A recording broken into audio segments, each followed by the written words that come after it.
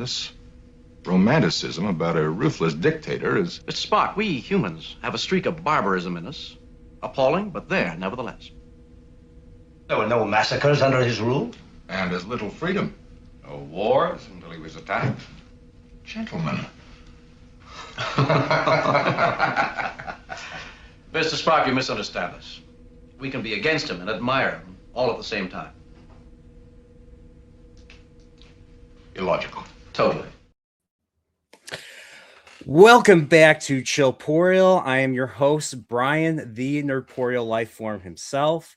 If you're new to this channel, Nerdporial Lifeform is basically a channel that wants to focus on what is actually, really good in pop culture and, what we take, basically in all this, basically in the stuff that we have taken with us over years, stuff that stays with us, basically. And there's a lot of stuff that I feel that is, undervalued, underappreciated, and that's stuff I want to bring to light. And of course, also stuff that I grew up with too. So, but yes, so welcome. I'm here with my first time guest, Tom Foe, the Based Chicken. Thank you, Brian, for inviting me on, man. I'm really excited. Yeah, I've been listening to you for a while. So I mean, I'll say something. I'll say something about how I kind of got started. So I've had this channel for about 5 years now. I used to watch about 2018 until 2018, 2019. I used to think YouTube was cringe because I was in college when it came out, and it was just like, you had your PewDiePies, you had your MatPats, and your Smoshes and all that. And I mean, I know you probably grew up with that, so Yeah. I won't give them too much crap. I used to think it was cringe. And then a buddy of mine got me into the Angry Video Game Nerd. And then I was like, okay, this is someone I can connect with because he hates on NES games. And I used to have the same trouble with NES games growing up because it was like a 1 in 50 chance you get the fucking thing to work. Literally, I had to blow into the cartridge. I had to jerk it around in the console in order to get it to work. And sometimes it would, sometimes it wouldn't. So, but going on from that, I wanted to connect with other fans of franchises that I liked, in particular Star Trek, and of course other Nintendo stuff.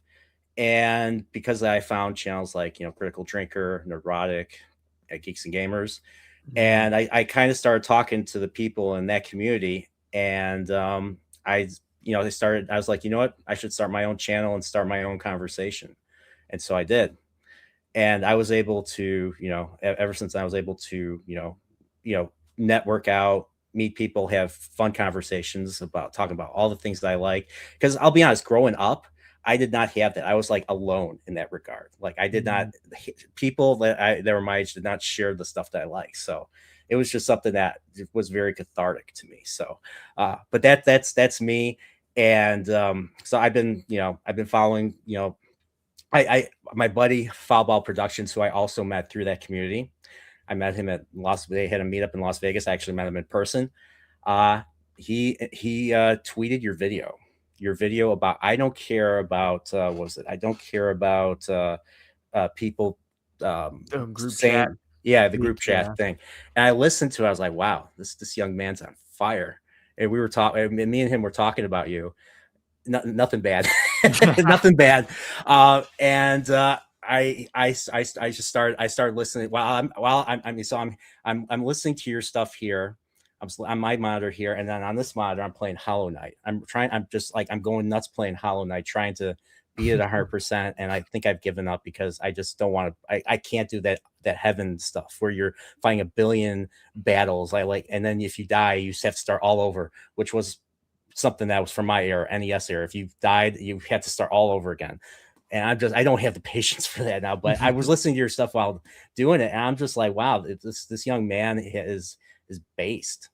And and I just so I was listening to that. I was listening to a few of your other videos of the kind, and two came up that basically motivated me to get you on tonight. That was the one about the Republicans kind of losing control of pop culture, That's something I've heard plenty of times on other channels. And of course, you're let's conquer this. Yeah. Star Trek is ours. All right, sorry, I already did it, but I want you to do it now. Yeah, no, it's ours now. Star Trek, Gundam, Hideo Kojima, everything that we like is now ours, and it is not up for debate. We're Why? not here to have a You fucking say conversation. so. Yeah, Yeah, exactly. And they can cry about it. They can bitch about it. It's we're done talking to these crazy people, you know? It's like they take things we love and they mess them up. Yeah.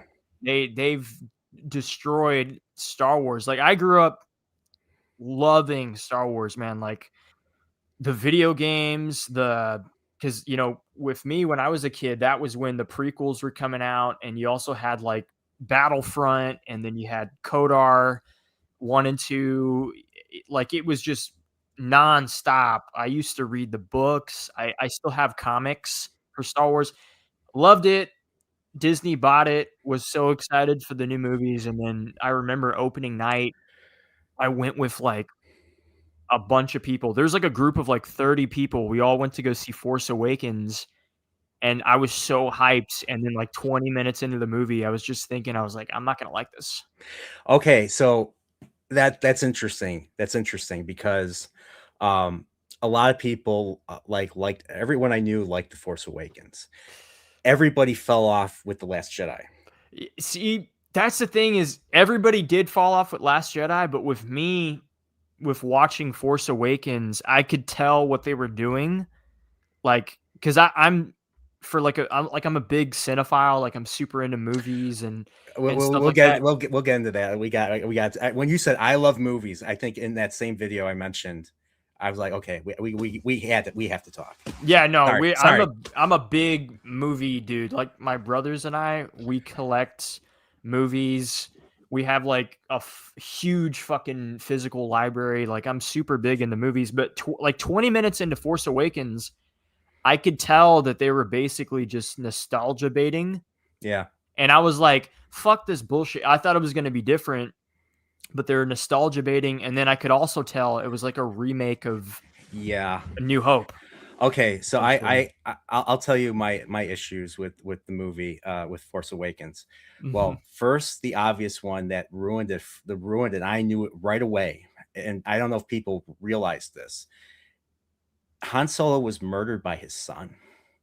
Yeah, and it was done in such a tragic way, and it just at the same time, I knew right away.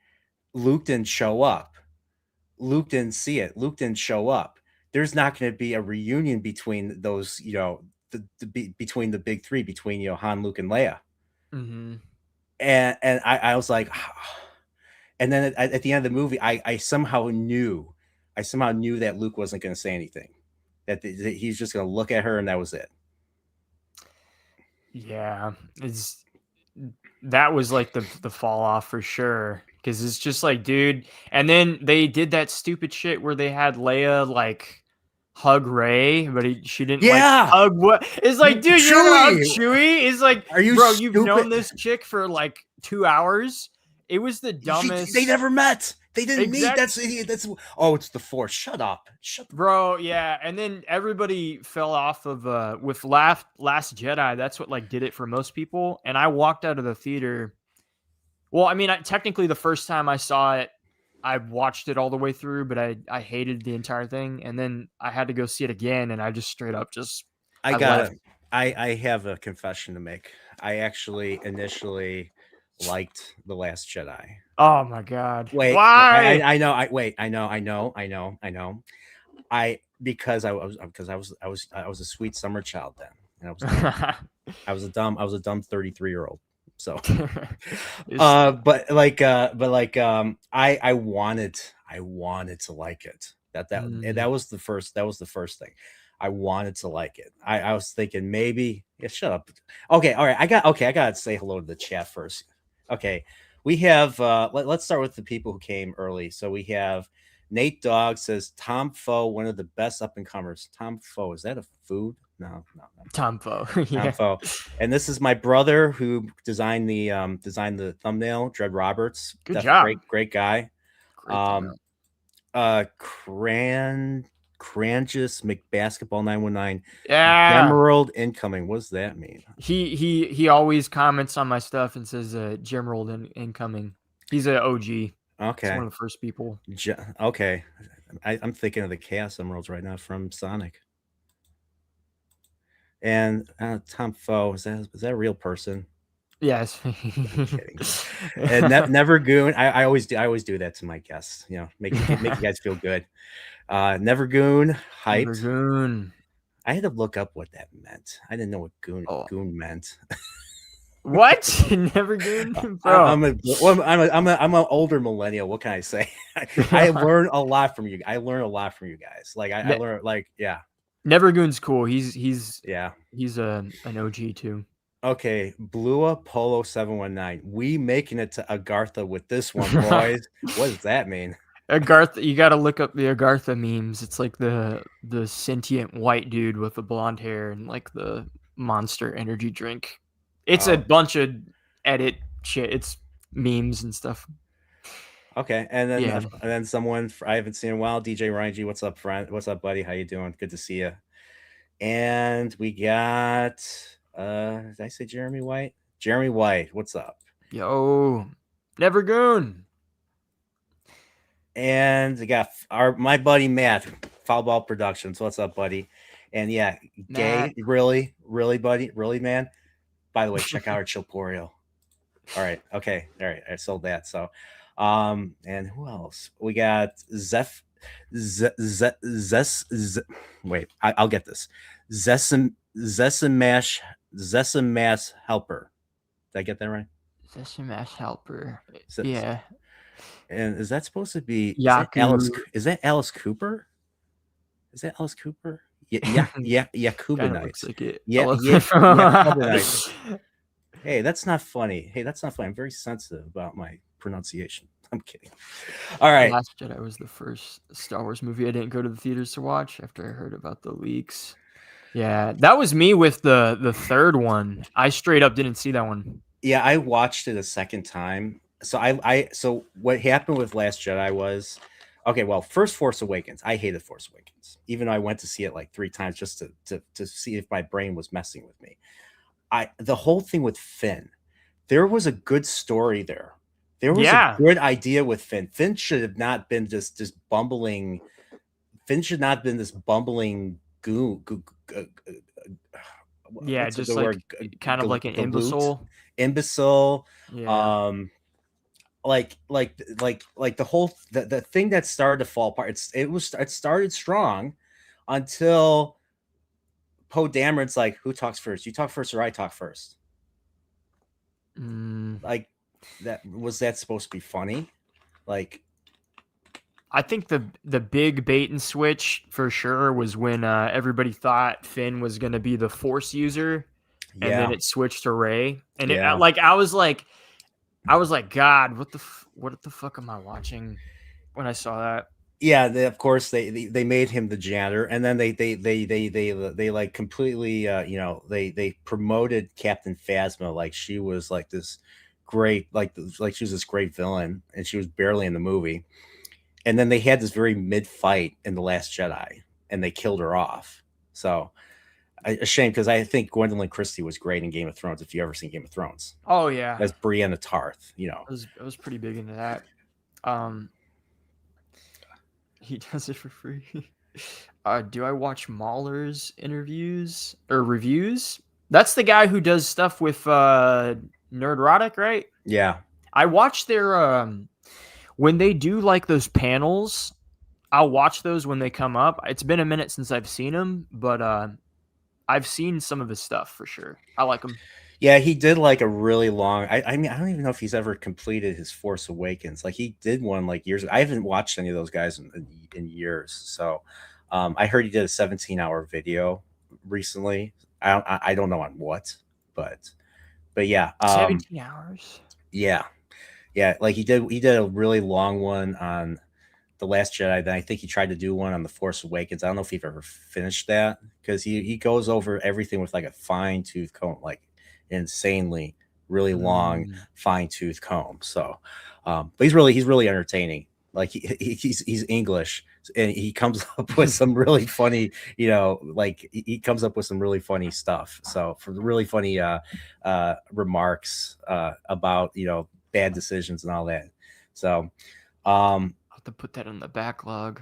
yeah. Oh, and Never Goon. You don't have to watch if you want to get into Star Wars, all you got to watch is the first 6 movies. Episode 1 through 6. First 6 movies. I thought there was only 6 movies. Exactly. None of that other stuff counts. The other stuff is the Disney fan-made films. You don't got to watch those. I don't think Disney fan films, I don't think they exist. Like I like if it's not in my archives, it doesn't exist. Yeah. There's only 3. Do you not like he doesn't like the prequels? Oh, I like the prequels.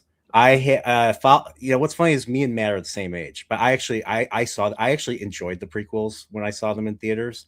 Like you had no idea, like seeing Darth Maul, the Darth Maul fight in the theater was just like was awesome. It was just like I was like this. I was just like staring at the screen. I was 14. I was in 8th grade. This is 99. I was in 8th grade. I was on my 8th grade class trip, and I went to a Lutheran school. So the pastor, who was one of the chaperones, who was a big Star Trek and Star Wars fan, just said, "Hey, does anybody want to come see Star Wars?" So I was in a class of like 18, 8 boys, 10 girls, and me and 3 other dudes went to see it. No one else. It was just, it's just, that's the thing. Star Wars, when they're trying to make Star Wars for girls and all that, it wasn't. It never was. It was for guys, and it was for like nerdy guys. That must have been a peak experience. I'm actually kind of jealous that you got to be that age in 99, because I feel like 99 was just the best year ever. It was even weirder for episode 2. So episode 2, I fell asleep during like the earlier parts of the film. I'm sure you know which parts of the film I'm talking about. But when we got to the end, and so they're getting their butts kicked by Count Dooku, Anakin, and Obi-Wan. And all of a sudden Yoda shows up, and I'm thinking, oh no, oh my God, are we gonna actually see this? I was thinking, is Yoda gonna take out a lightsaber? Is this gonna happen? And then he does. He opens his thing and he starts flipping around. I started clapping, and then everyone in the theater started clapping and laughing.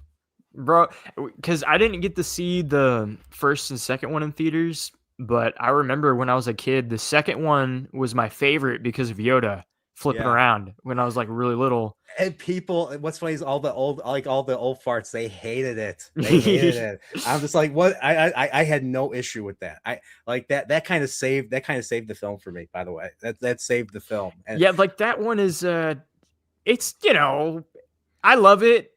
But it's not the best, but I love it. I love it so much. Like the prequels, and I love the original trilogy as well. Like I love all 6 movies.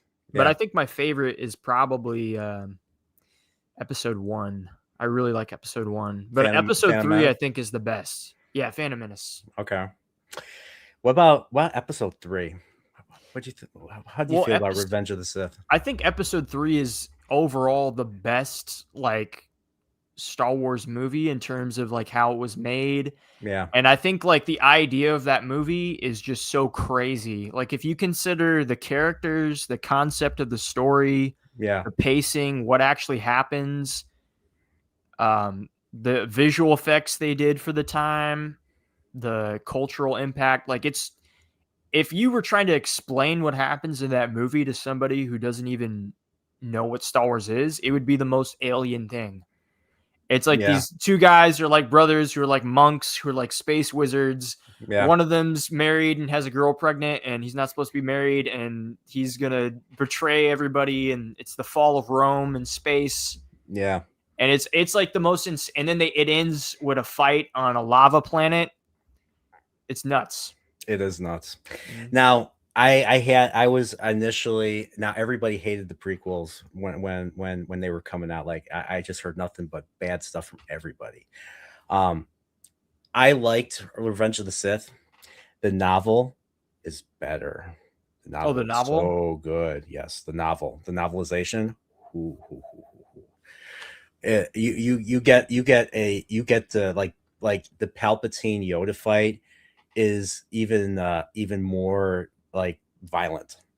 Dang. And it doesn't like Lucas doesn't like the novel doesn't chicken out. Like Yoda gets straight up defeated.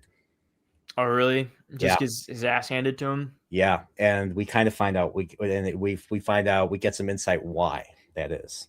I need to read that. It is really good. No, and not only that, like you read into like you said, like I liked a lot of the prequel era books in particular. All the stuff by James Luceno is really good. So like the Darth Plagueis novel, which is the closest thing to a Palpatine's backstory that you'll ever get. So we it's from the point of view of Darth Plagueis, and we meet Palpatine through his eyes when he's very young, and how he eventually becomes the Sith Lord, and how he ends up ascending to being Darth Sidious, master Sith and all that. Which is what's funny is the in that book, I don't know if you care for spoilers, but the death of Darth Plagueis happens, according to this book, at the same time as the Darth Maul fight on really. So Sidious kills Darth Plagueis on Coruscant during the events of that movie. Damn, I didn't know that. Yeah, actually. I knew he killed him, but so it happens more recently. So, and what's funny is in the book, Darth Plagueis was also trying to approach Anakin, but Palpatine beat him to it. He was trying. He wanted Anakin as an apprentice. He was trying to get close to him. Oh, so he was trying to kind of do what So he did to Dooku.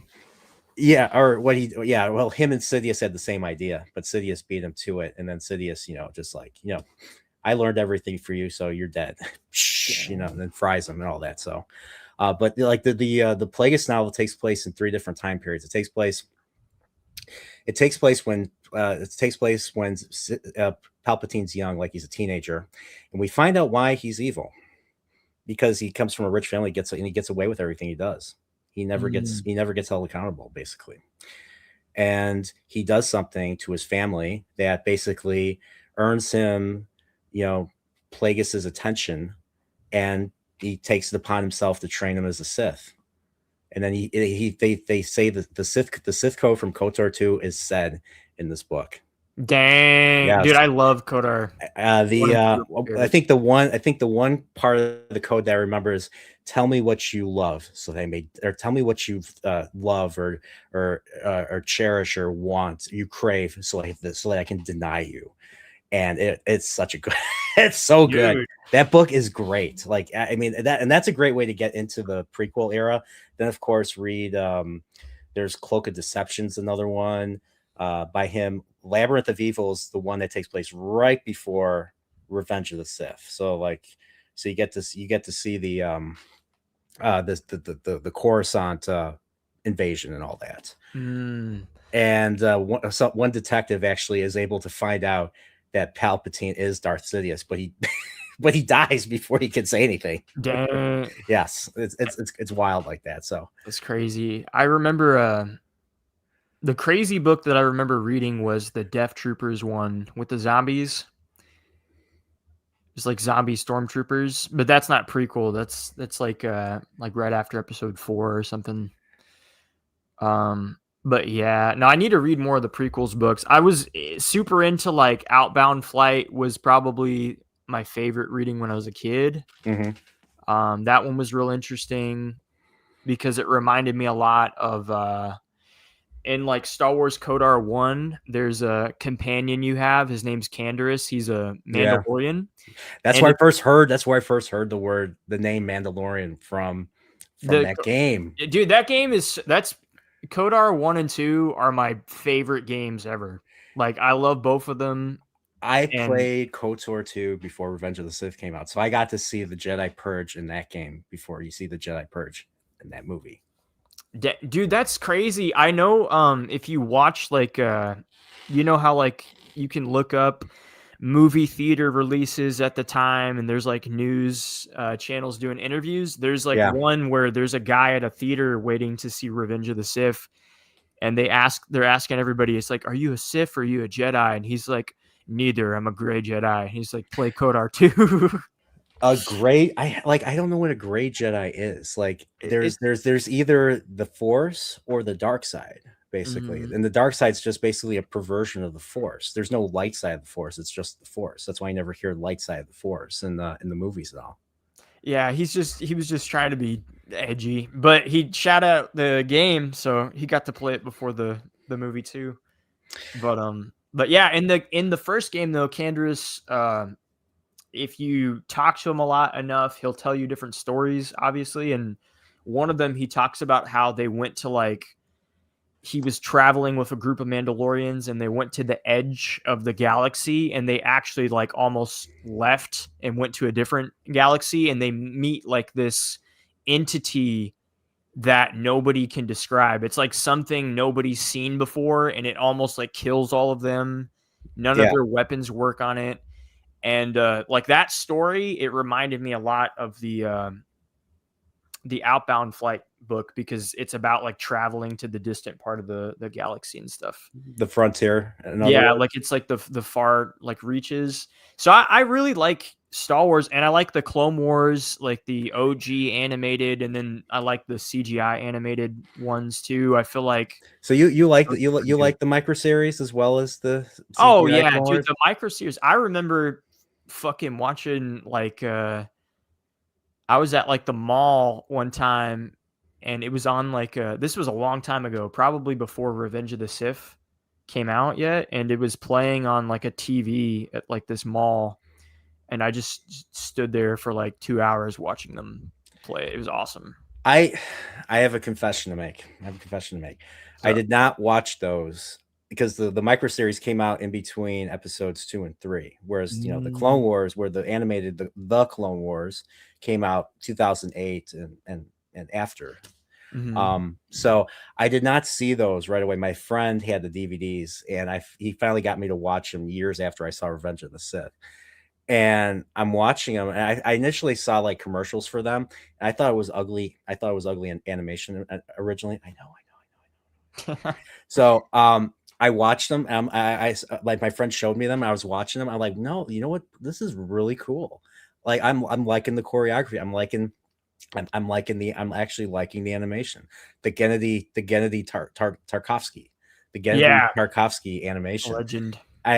So by the way, have you ever seen Primal? I have. I need to finish season 2. I've only seen the first season, but Primal is awesome, dude. Primal's episode 1. Oh my god! If something doesn't rip your heart out, eat it. It's that first episode. Oh my god! I couldn't believe what I was watching.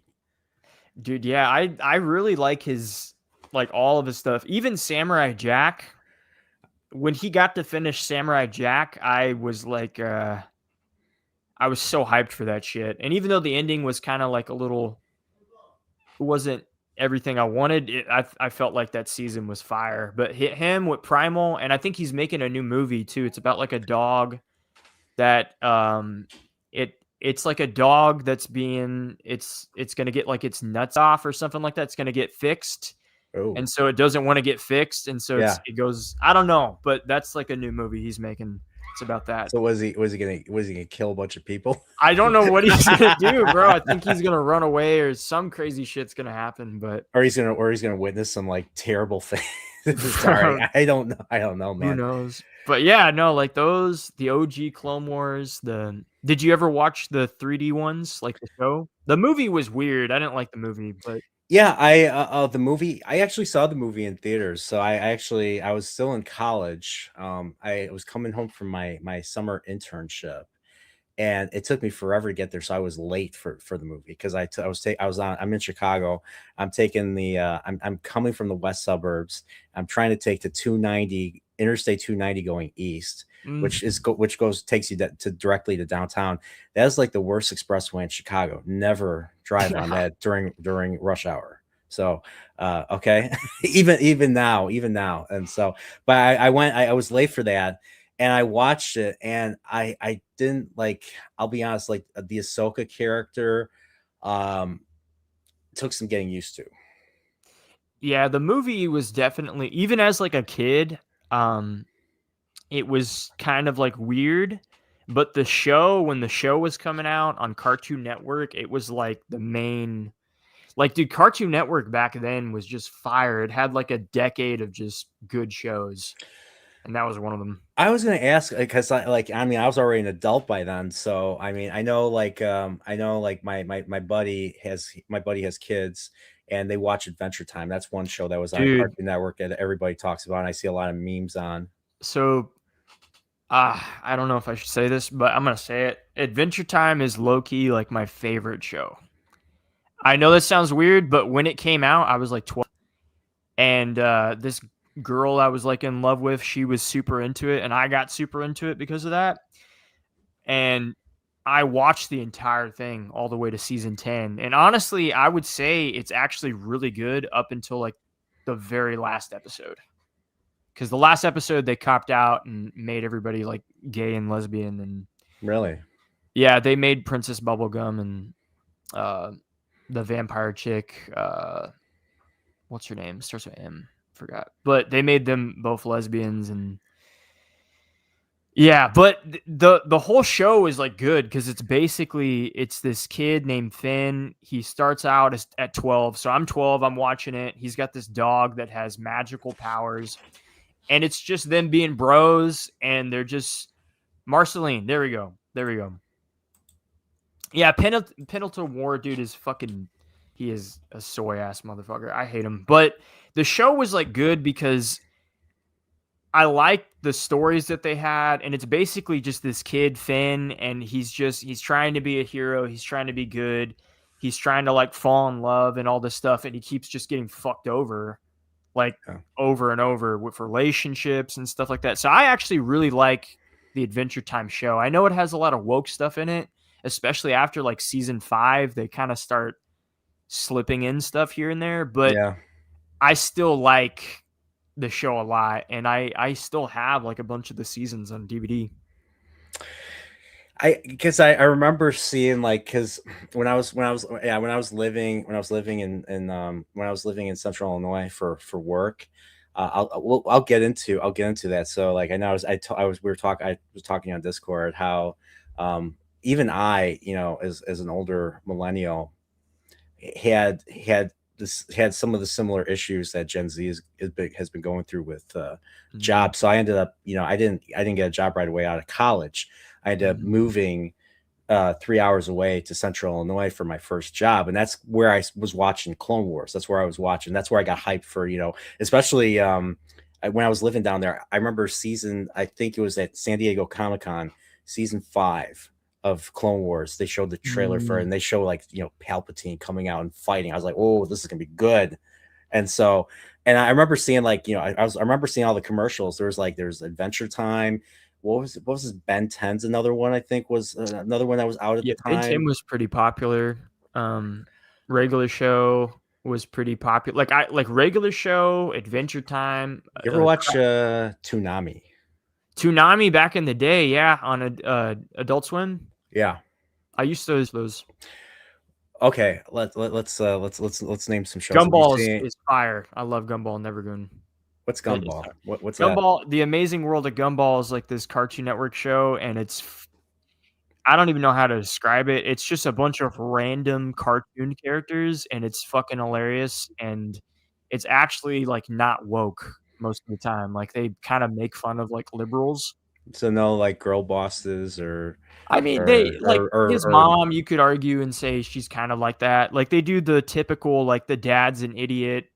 And the mom's like the smart one. Yeah, but the dad thing being an idiot was around for like the longest time. I mean, one of the few shows that the dad wasn't the idiot, but he still was the butt of the jokes. But he was still taken seriously. It was, and this is not gonna age well because this is something I grew up with, the Cosby Show from the Cosby Show. Yeah, I mean, like I'll be honest. Like when I heard about Bill Cosby and then the legal stuff he went through, that broke my heart because like I used to see him on everything.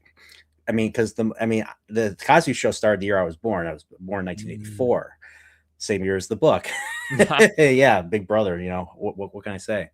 Um, and so I mean, I remember that show. My parents watching it all the time. I mean, I think my parents watched that show to kind of learn how to take care of children because it was an educational show. It was a show that taught parents how to be parents, you know, and teachers how to teach how to deal with kids and all that.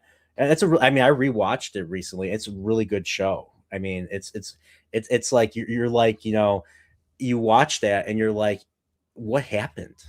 Like especially, you know, you would that was one of the most positive shows that featured an African American family, a black family, because they weren't, you know, I mean, they still did talk about racism, but racism was not a major issue. They had white friend, like the daughter had a white friend, had a white friend. They had people, they had white. I mean, Dr. Huxtable, Bill Cosby's character, had white patients. You know, they weren't treated like they were assholes. They were just treated like other people. So I mean, this was the 80s. This was the 80s, and you thought things were gonna, you know, kind of, you know, come back from that, but then you're hearing about all this, you know, I don't know. You know what I mean? Yeah, no, it's definitely I've seen like different studies and stuff where it talks about relations regarding all that, and they definitely gotten worse, especially after 2020. And they're like it's pretty bad. Like on basically every front. Yeah. But I feel like there's just more extremists. You know, there's still people that get along. Yeah. But the Cosby stuff was crazy too, because I never watched the show, but my family watched the show, and I remember my grandma, she had the book, and so I would always see like the cover of the book that he Yeah. would write. He had like this popular book on how to be a dad or something like that. Yeah. So I mean, he was America's dad. yeah, like he was Like so he was in the Jello commercials. Like I saw him everywhere. So like it broke my heart. It broke it like Michael Corleone. It broke my heart. Yeah. It's crazy because it's just, you know, like that's insane that a guy like that could be like that. But it also goes to show that, I mean, most of that stuff is just fake, but I mean, it still served a purpose. Like a lot of people, like your parents watching it and learn from it. You know, you just got to understand the dude's. Yeah, it's crazy. It's basically separating the artist from the art. You know, I think that's something that's I think it's necessary now with a lot of things. Like, are you familiar with Roman Polanski? Oh yeah, I like Rosemary's Baby.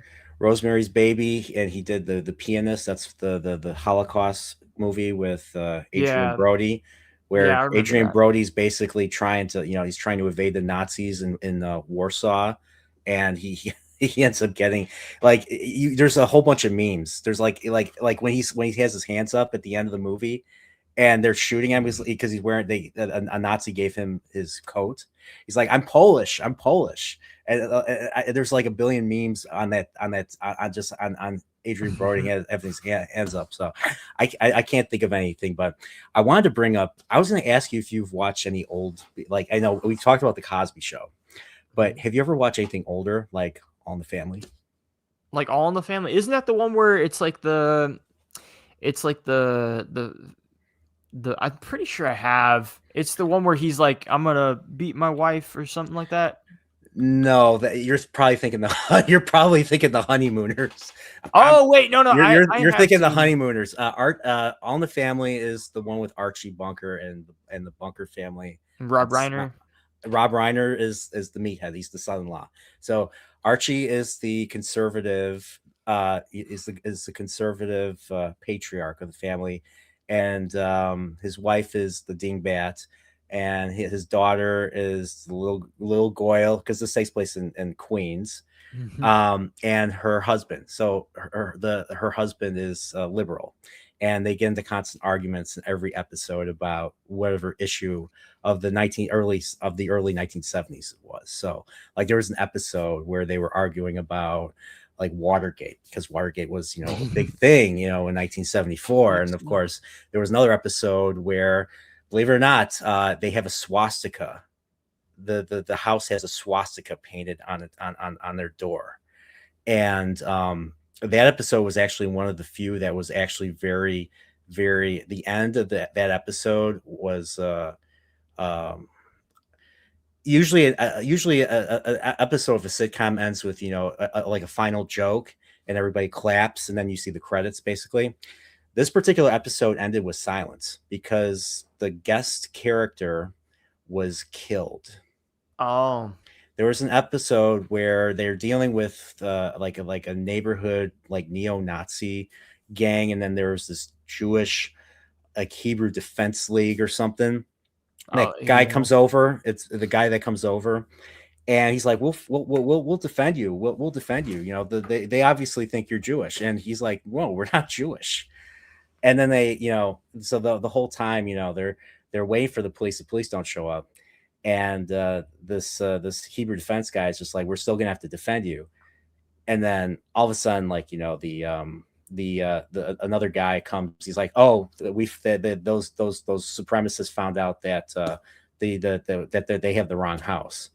And so, you know, in between that, you have Rob Reiner, the meathead, actually arguing with him about the nature of violence. You know, this will only get you this, and all that. And that was one of the few times I actually agreed with the meathead. And the moment that character, this Jewish character, steps out, you hear an explosion. Now you don't see it because, you know, they didn't have the budget. It's a sitcom. It's a sitcom. So you hear an explosion. They look out the door, and Archie says, "Oh, that's what's his name? They blew him up in his car," and then it just ends in silence. And I'll never forget when I was watching this at midnight. So I was like alone in the dark in my parents' living room. I was like in 8th grade. I was 14. And I'm watching this, and I'm like, what the hell just happened? Is this how shows were? And this is how shows were. Like, they knew when to be serious on certain issues. So like All in the Family is one of my top favorite shows of all time, sitcoms of all time. It's one of the funniest. He's an asshole, but there's times like when you look back and you're like, okay, maybe he was right. Especially, you know, conservative wise, maybe he was right about certain things. I think I've seen like clips from that one. I've seen a lot of like older shows though. Like I remember for like sitcoms, I used to watch a lot of like Sanford and Son. I just watched an episode of Sanford and Son. He dropped the first episode. They're at a wedding, and Red Fox drops the N-word. Bro, yeah, dude. He drops the N-word. Bro, I fucked with this is on live on the sitcom. I love Sanford and Son, bro. That was one I grew up watching, and then I would watch all like the like MASH and A-Team and Magnum PI and what was some of the other ones? Texas Texas Ranger. What was the other one? Dr. Q or whatever. That one was pretty good. Murder, She Wrote. Okay, Murder, She Wrote was out. Yeah, that stuff was kind of creepy when I was like really little because I mean it's like suspenseful, but I used to watch like a lot of that. My grandma was super big into MASH, so I used to watch MASH a lot, and I really like MASH. I'm not gonna lie. My buddy who designed the thumbnail, Kyle's his name. He keeps telling me to watch. He keeps telling me to watch MASH. Now I know what MASH is about. I've seen the film. I don't know if you know. Oh yeah. But there was a film before it came out. Before they came out with the series. Mm-hmm. But yeah, I like the film. I love the theme song. Suicide is Painless or something. Yeah. Really great intro, really catchy song. I listened to it the other day. I've watched like maybe 1 or 2 episodes of the series. I know it was on for like I think 11 seasons. Yeah, like, it's long. That shows. I mean, I was watching like when I was a kid. I watched like they had like TV specials of like, you know, the top TV shows of all time, like top pop culture events. Well, MASH's finale was a top pop culture event in the 80s, like in 1983, because it was one of the longest it was like the longest running show at the time, 11 seasons, like 200 and something episodes. So everybody was watching it. Everybody stayed home to watch it that night. Of course, the other big one. Oh, sorry, go ahead. No. What were you saying? The other big one? I was gonna say the other big one, the other big cultural event, I think that came out around the same time was there's a show called Dynasty. And there was a famous cliffhanger called Who Shot JR? I don't think I've heard of that one. Yeah, With so like Dynasty. the main character gets shot, and then that's how the season ends, and then I think the opener goes with, well, who shot the main character? Well, everybody could have shot him because everybody had a motive, because everybody hated this guy because this guy was a piece of shit. But the whole Mr. I don't know if you ever watched The Simpsons, but Who Shot Mr. Burns was basically a parody Oh, okay. of I mean, that. So I haven't seen too much of The Simpsons. The cartoons that are like that I watched was obviously like Family Guy, South Park, American Dad, yeah, Futurama. I really like Futurama. And then for like other sitcoms that I used to watch, I don't know if you've heard of this one, but this is like really old. It's like in black and white. Is the Andy Griffith Show? oh yeah, I fuck that was on WGN all the Bro, time. I fucking love the Andy Griffith Show. Yeah, with Opie and they're fishing. Yeah, And then I love the spinoff, dude, the Gomer Pyle USMC where you he know what? goes to the Marines. I have a confession to make. When I think Gomer Pyle, I do not think of the sitcom. What do you think? The movie, I know what you're talking about. The you snowball. Yeah. That movie's crazy, Full dude. Metal Jacket. Full Metal Jacket. Yeah, Yeah. yeah, No, I get that too. yeah. Poor Pyle. Like that was just that was that whole that. I mean, everybody loves that first half of that movie. Everybody hates the second half where they're actually in Vietnam and they take out the girl. You know, they take out the sniper girl in the city, in the abandoned city or something like that. Mhm. I don't know. I That was movie's okay with crazy. it. I was okay with it. But yeah, that first half of the movie with Arlie Ermy and the whole like we don't take racists here. You're all equally worthless. You're all equally worthless or something like that. So yeah, I thought that was great. And of course, how tall are you, private sir? 5'9", sir. And then they stack shit that high. I know I keep going, but yeah, like that guy just could keep going and going and going. Like he's like when he's trying to climb when Pyle's trying to climb the fence or something like that, and he's freaking out and he can't do it. And the gunnery sergeant's just up there. He's just shouting at him the whole time. Like that takes a lot. That takes a lot of like he was actual Marine. He was actual instructor that did all that stuff. So that all came naturally. Like none of that was scripted. That was all from him. So Yeah. No, that's a good movie. Because of Stanley Kubrick, right? correct. Yeah. I mean, most of his movies were just crazy. Yeah, his movies like I mean, have you seen any of his other films? Yeah, I've seen The Shining. I've seen the Doctor Strangelove. I've seen the 2001. What do you think of 2001? I mean, when I first saw it, I thought it was pretty good because I was like a cinephile. Like for the longest time, I wanted to be a film director. So Yeah, when I was younger, I would watch stuff like that and I would enjoy it. In fact, the first time before I watched it, I had a coworker. I was like 14 and I had my first job, and one of my coworkers for my birthday, he gave me the book for 2001. So I had the book and I read started that too. reading it. I didn't finish it until after I saw the movie, but I did like it. And yeah, it's different. It's different. Like Yeah. Kubrick kept like details of what he was going to show from Clark when Clark was writing his book. When Clark was writing the book, so Clark basically had to get whatever Clark wrote was had to be approved by Kubrick and everything. So I didn't know that. I thought it So, came before. yeah. So Kubrick, so the novel I think came out around the same time, maybe slightly before the film came out. So, so there was a lot of stuff that was withheld from him. And I don't think they ever really worked together again after that. But Clark kept the series going. With what he made 3 sequels. But Mhm. 2001 was very. I got bored. I mean, when I first watched it when I was 12, it was on PBS. It was on Channel 11 here in Chicago. And I tried to watch it. I was getting into Star Trek. I was like, "Ooh, another science fiction film." 2001. This must be an adventure film. And I'm watching, and the first thing I see is apes on a planet. I was like, apes on Earth during the dawn of man. What is this? and then all of a sudden, like I was like, okay, this could be interesting. Apes are, growling at each other, fighting over a pond.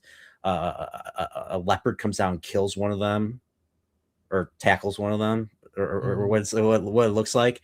Um, and then all of a sudden, this thing just shows up. You hear this weird, ooh, and this monolith shows up, and all of a sudden, The bone. they pick up the bone, and then you hear da da da da da. Thus Sprock, also Sprock Zarathustra by Richard Strauss that we always hear on every freaking commercial Yeah. ever. To the point where I'm surprised nobody gets sick of it at this point. But yeah, we hear that, and when you hear that, something's something's evolving.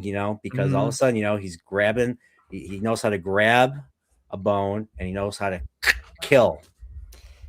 He's learning how to use tools. Yep. But yeah, I mean, it's definitely like a movie that I wouldn't tell somebody to just kind of watch it if they're not like super interested in more like artistic films, because I know most people, if they tried watching it today, they'd just be bored and they wouldn't understand it.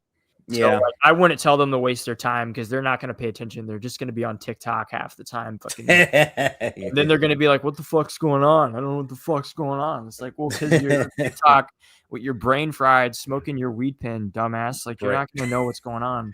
Brain. But isn't TikTok also known? Doesn't it have an alternate name like brain rot or something? yeah, brain rot, you're going to have your brain rot, fucking goy slop. Like, you're not going to know. But I like a lot of like those movies, like Yeah, you know. So my story with that was I wanted to. So I fell asleep the first few times watching it, but but PBS kept repeating it on Saturdays. So I finally got around to I stayed awake and kept watching it. I was like, when is there going to be some dialogue? Because there's no dialogue in the beginning with the apes. Like there's nothing. mhm.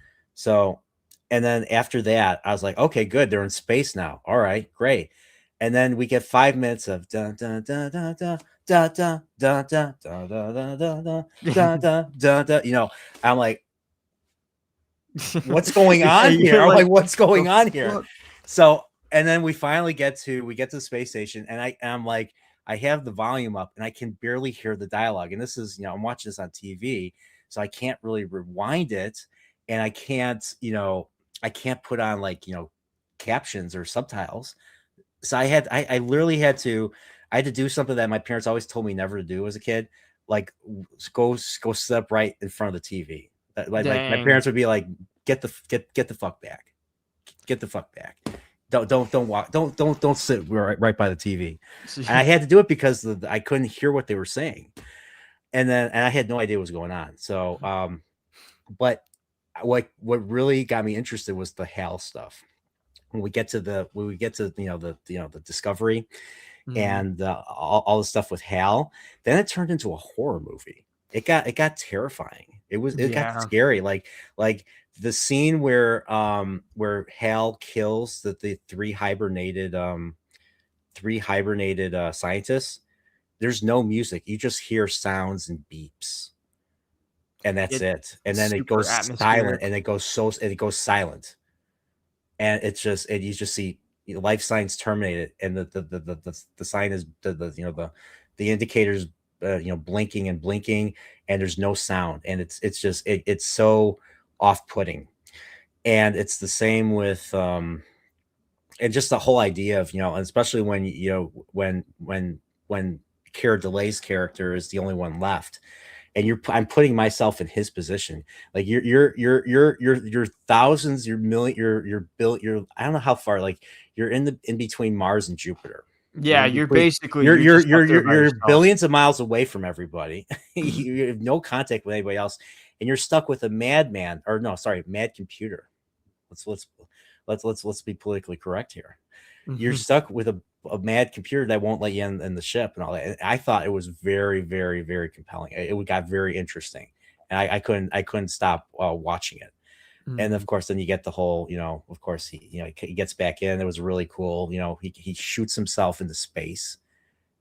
Yeah, and you have that really cool Yes. scene where he's like It's flying and around. it's silent. It's silent because there's no sound in space. You can't. There's no sound that travels in a vacuum. So Mhm. it was actually, it was really good. It was a really great build up to it. Yeah, And then after that, the whole Jupiter Beyond the Infinite. I'm like, what the fuck is this? I fell asleep during parts of it. I'm like, what am I looking at? Like I'm looking at filters and landscapes, and I'm like, is he in a wormhole? What's going on here? What the hell's happening? And legendary yeah, scene. yeah, and then of course get the famous eye shot with and it keeps cutting to different filters, different colors, and all that. Yeah, Yeah, close-ups. yeah. The Simpsons made fun of that with Homer getting a vibrating chair. And when he got the vibrating chair, he started seeing all the lights come to him, and then his eyes started changing color. That made me laugh when I saw that, because I saw that after I saw the movie. Yeah, no, I mean that movie is it's crazy. It's definitely a visual like masterpiece. So I was really big into movies that were like that. Like I didn't care if they were action packed or had a lot of dialogue, as long as it had like some type of visual like spectacle to look at. I was like cool with it. So like I was super big into like The Mirror. That was like another movie that was kind of like that. Mm-hmm. What was the other one? Days of Heaven. Let me write some of these down. What was the last one again? So The Mirror. The I think. Mirror. Yeah, that was one. It was from the guy who did fucking Stalker. The OG Stalker movie. Stalker. Tarkovsky. Yeah, Tarkovsky. He did a bunch. I'm super into like those movies. You saw like, Stalker? yes, I'm Okay. big. Dude, All right. I'm All right. super All right. big All right. into- All right. I'm all right, super all right, all right, into all right. Roadside Picnic and Okay. All right. and I play Stalker. I played a bunch of Stalker Gamma. So I play the games. There's a game. Yeah, Really? there's this Ukrainian development team, and they made games based off the book, Interesting. and it's called Stalker. There's Stalker. There's Stalker, Shadow of Chernobyl. You have no idea how happy that makes me. I thought I was alone in liking some of these No, artsy. dude, I fucking love this stuff. This was because I wanted to be a filmmaker, and in Yeah. a way, I still kind of do. But like, these are the movies I like. Like, I like Solaris, Mirror. Wait. I'll be right back. I'll go get my Criterion. Wait. Oh, he's got the collection. I got see. Solaris. Oh yeah, the Anomaly. I'll talk to you guys. The Anomaly mod. Yeah, I've been playing that recently. On my last video I just made called Live by the Sword, Die by Nuclear Annihilation. The first gameplay footage you see is it's Stalker Gamma gameplay, but that's the Anomaly with extra steps. But I really like Stalker a lot. And I like Metro. I love the Metro trilogy. Yeah, they're just good. I like post-apocalyptic stuff. I love Fallout too. I don't know where it is. I can't find it. Yeah, for Solaris too. My I listen to, so when I'm at work, and I think I did this recently this week. I listened to the Bach, the Solaris. Now we're talking about the Tarkovsky one, right? That's the only one I've seen. I have not seen the remake. I've not seen the Soderbergh one with George Clooney. And my brother is like super. He likes that one a lot. We actually bought like a bootleg Blu-ray for that one. It's good, but I like the original better. All right. All right. By the way, we'll get to this. Oh yeah, never good. Right. Just hold on. So, but yeah, Solaris. I listened to the Bach piece. I listened to the soundtrack of the 1972 film, and I listened to the Bach piece that the beginning is da da da. I can't really do it. You know what I'm talking about, right? You probably don't know what I'm talking about.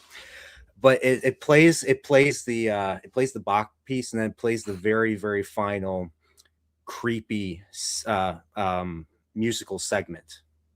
If you remember how the movie ends, it ends with him being on an island on the planet, and we're like, is he back home? No, he's not back home. he's still on the planet. He's still on Solaris. And it gets very weird and very symbolic. Like the director was Orthodox. Mhm. The director was Christian. So like I believe the rain that you see at the end was, I forget, it was supposed to be like, I don't know if it was supposed to symbolize baptism or something. But that whole movie was basically the main character has mommy, daddy, and well, girlfriend issues because in Yeah. Solaris, the girl, his fiance, offs herself because doesn't he breaks up with her, and because of the fact that holds really strongly in his mind. That's why the planet, when they shoot the X-rays at it, Mhm. it starts to manifest. It starts to manifest people that have been been deeply rooted in these people's memories, basically, and that's why this fiance shows up as a visitor, if you know what I mean. So you've seen the Mhm. movie. If you've seen the movie, so you know what I'm talking about. So it's such a weird concept. I thought it was interesting and Yeah, everything. yeah, it's definitely but like the thing that I was like super into with his films, especially for that one, is I just like the way he frames everything. Yeah. So because I was like younger when I was watching all those, so I didn't really understand the concept so much of the stories, Hmm. even though I thought I did at the time, because you think you understand everything. But I just really liked how his films are just presented, the cinematography. I think you can kind of pause any part of that movie and it'll look like a wallpaper or a painting, Yeah. and it's really cool. Like I hate that most movies nowadays look like absolute dog shit, and Yeah. it's like I like that style of filmmaking because it's a visual art, I you agree. know. I'm sick of the like one thing that I hated most about modern films, especially Star Trek 2009, was the shaky Mm, cam. yeah, the fucking J.J. Abrams lens flare. And yep. I'm grateful he hasn't made a movie since Rise of something. I don't know. Yeah. It's part of some movie. It's a movie, I think. No, it's not a movie. Yeah, I don't know what that is. Yeah, it calls itself Episode 9, The Mm. Rise of Fuck that Walking. guy, honestly. Yeah, he hasn't made a movie since. You know what the last time I saw him was? He was being trolled at the Democratic convention. Really? For the last 2024 presidential race. That's how I was watching some like troll channel, and it was him. He was there. I was like, whoa, what happened to him? He was supposed to be working on DC stuff, and he ended up just kind of disappearing off the grid. Doesn't have to work. Just popped up tonight at the Game Awards. He's basically Oh no. his studio's making it's essentially like a rip off of a game called Helldivers. It looks like a rip off of Helldivers, but he was on the stage. I was like, what the fuck is this guy doing here? Fuck this guy. Oh no. Yeah, I'm not playing that game. I'm not playing yeah, that I'm not game. playing this. I'm not buying this shit. And I know Kojima wants to make movies. Yeah, he wants to. I hear he wants to make movies now. So Oh like yeah, his and I video think games he's are not gonna going to work. be video games anymore or something. Well, I mean, a lot of them nowadays are pretty much like cinematic. They try to make them like movies, and then the Yeah. gameplay will still kind of be cool. Like I think Kojima, his Death Stranding games are pretty good. I haven't played the newest one, but Yeah. I've only heard good things. I heard Death Stranding is just like you're just delivering shit. Yeah, I mean it's like very tedious, but you're essentially like a delivery dude, and you have to like carry all this stuff on like your back, and you have to balance it correctly, and you have to build like bridges and stuff. So it's like not my favorite thing, but a lot of games nowadays are trying to be movies. I wouldn't say his games are like that, but definitely like Last of Us, those games, pretty much like the new God of Wars. Yeah. Like I like the first God of War, but the Ragnarok was such dog shit. I did not like Ragnarok. I did not. I still have Ragnarok. I played 2018 God of War. I liked it. My buddy bought it for. He's like, Brian, you have to play this. You have to play this. And I was like, okay, sure. And then I played it. I was like, okay, I see where he was getting at, because it was really interesting. Like when his son gets kidnapped, and he's yeah. going back to get his weapon from the early trilogy. and he's got the That was such a Blades of great Chaos. scene. That was such a great moment. I had goose pimples. No, dude, me too. Dude, like yeah. I really liked because I grew up playing the OG games, especially the ones on the PSP. Yeah, I used to play like Chains of Olympus, Ghost of Sparta. I never played those. Never played the PSP ones. They're good. Ghost of Sparta, I think, is the best one, but they're both pretty interesting. But the Ragnarok, though, oh my god, they had like a whole section where you're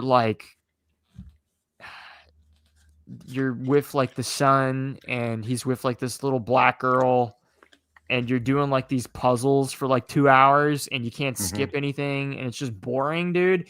And then the story was just like it looked like it was going to be good, and then it just was dog shit at the end. Yeah, I was not happy. But that stinks.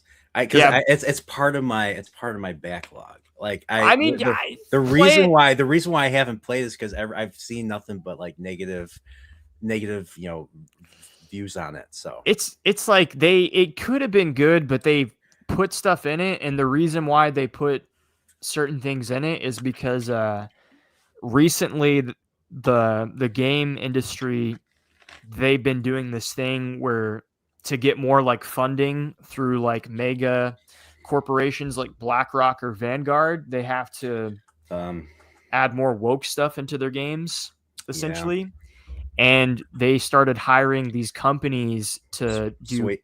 Yeah, my friend who made the thumbnail, his channel is Dread Roberts, and he's been covering the Sweet Baby Inc. stuff for a while. Wait, is he the first one to? I don't know if he's the first one, but he's. I've seen his video actually. But yeah, he just had his fourth kid, so he just stopped making those type of videos. But yeah, he was reporting on this stuff for a while. So. Okay, yeah, so you already know. But like that, what happened with Sony, that happened everywhere. Like Spider-Man 2, most games, they have like an affiliation with some company. Yeah. And so that honestly like just kind of made everything suck ass. Like Dragon Age Veilguard. Yeah. Was total dog shit. Dragon Age was one of those video games that I had on my shelf. Origins, I know. I didn't play it. I know. Still go back. Yeah, I have. Is it on Steam or? It is. Or anything? Okay, I have a Steam account, so you can. That last time I played it was on Steam. The only thing that kind of sucks with the PC version is it can crash a lot at certain parts. So that's the only frustrating thing. But Origins is good, and you can play 2. I feel like Dragon Age 2 is still good. It's just not. I heard it's not as good, and then I heard Veilguard. Yeah, I've heard.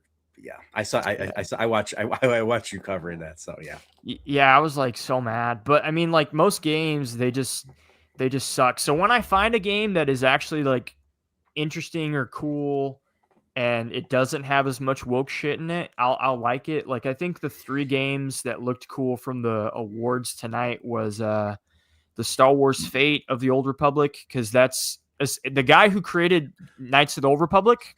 He also created Mass Effect. He's creating a new game called Star Wars Fate of the Old Republic, and it's about finding Revan. You're talking about Drew Karpyshyn? No, it's like Cassidy something. Cassidy Hudson, I think. Oh, okay. Different studio, not BioWare? He was the OG BioWare. I think he was the director of KOTOR. Okay. And then the writer was the other guy, or maybe they co-directed. Drew Karpyshyn was the original writer, yeah. Okay, yeah. So Cassidy, I think he was the director. But he's making a new one called Star Wars Fate of the Old Republic. So that looked kind of cool. Interesting. And then the Divinity, that trailer was like insane. But I like Divinity, so that looks good. And then Control. That's the only other thing I did not hear of Divinity. You told me about Divinity earlier. I looked it up. Like I was surprised I never heard of this. They've been around for a while. Yeah, no, they've been making games since like the early 2000s. I really like them. I like the world. it's like their own thing. Yeah. You know, like I like the fact that it was like a small studio of just like a few people, and they just wanted to create their own universe, and they did. And you know, since they did, they made a Dungeons and Dragons game, Baldur's Gate 3, Mm-hmm. which was like really popular a few years ago. And because that did so well, they have all this money and all these resources, and so they're just going to make their own shit now. Okay. So I respect it. I'm excited. And then other than that, like most of the games at the award show, dude, you're just like, I would never play this. How do you feel about the KOTOR remake? You've heard about the KOTOR remake, right? Well, yeah, I mean, they started it and then they canceled it and then they started it up again with Saber Interactive. Mm-hmm. And I like Saber. I think they did Space Marine 2, if I'm not mistaken. And I Okay. love Space Marine. So I'm like, I don't like the way I feel about it is like, I have to see what they're going to do. If they're even going to get to a stage where they can show something, because it's all talk. They even said they're going to make the second one. They're going to remake the second one too at the same time. I mean, if you can remake it, I mean, the only issue I had with the second one was that it was it felt incomplete because they rushed it like crazy. Like the first KOTOR Yeah. came out in 2003, Mm-hmm. and then second game they rushed it to get it out by Christmas of 2004.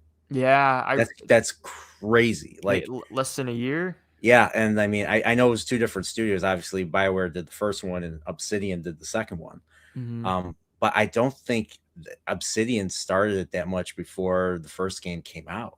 I mean, I have to look into the history of it, but No, I'm pretty autistic when it comes to that. So I know a lot of the stuff that happened, and they started like right after the first one came out. And then honestly, the reason why they didn't get to finish it is because it was Obsidian's like first game, yeah, and they made a deal with LucasArts, and the CEO of Obsidian at the time was too scared to ask for a delay on the game. So okay. he was like, because he was afraid, because it's such a big IP and it's their first game, they have to Yeah. finish it on time.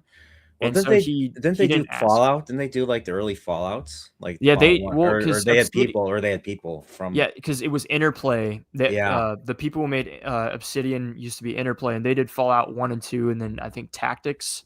And I love Fallout 1 and 2. And I like Tactics too. It's not as good, but Yeah, I never played 1 and 2. You know how I got introduced to Fallout? I'm sure you can guess. 3. 3. Yeah, dude, 3 is awesome. I love 3.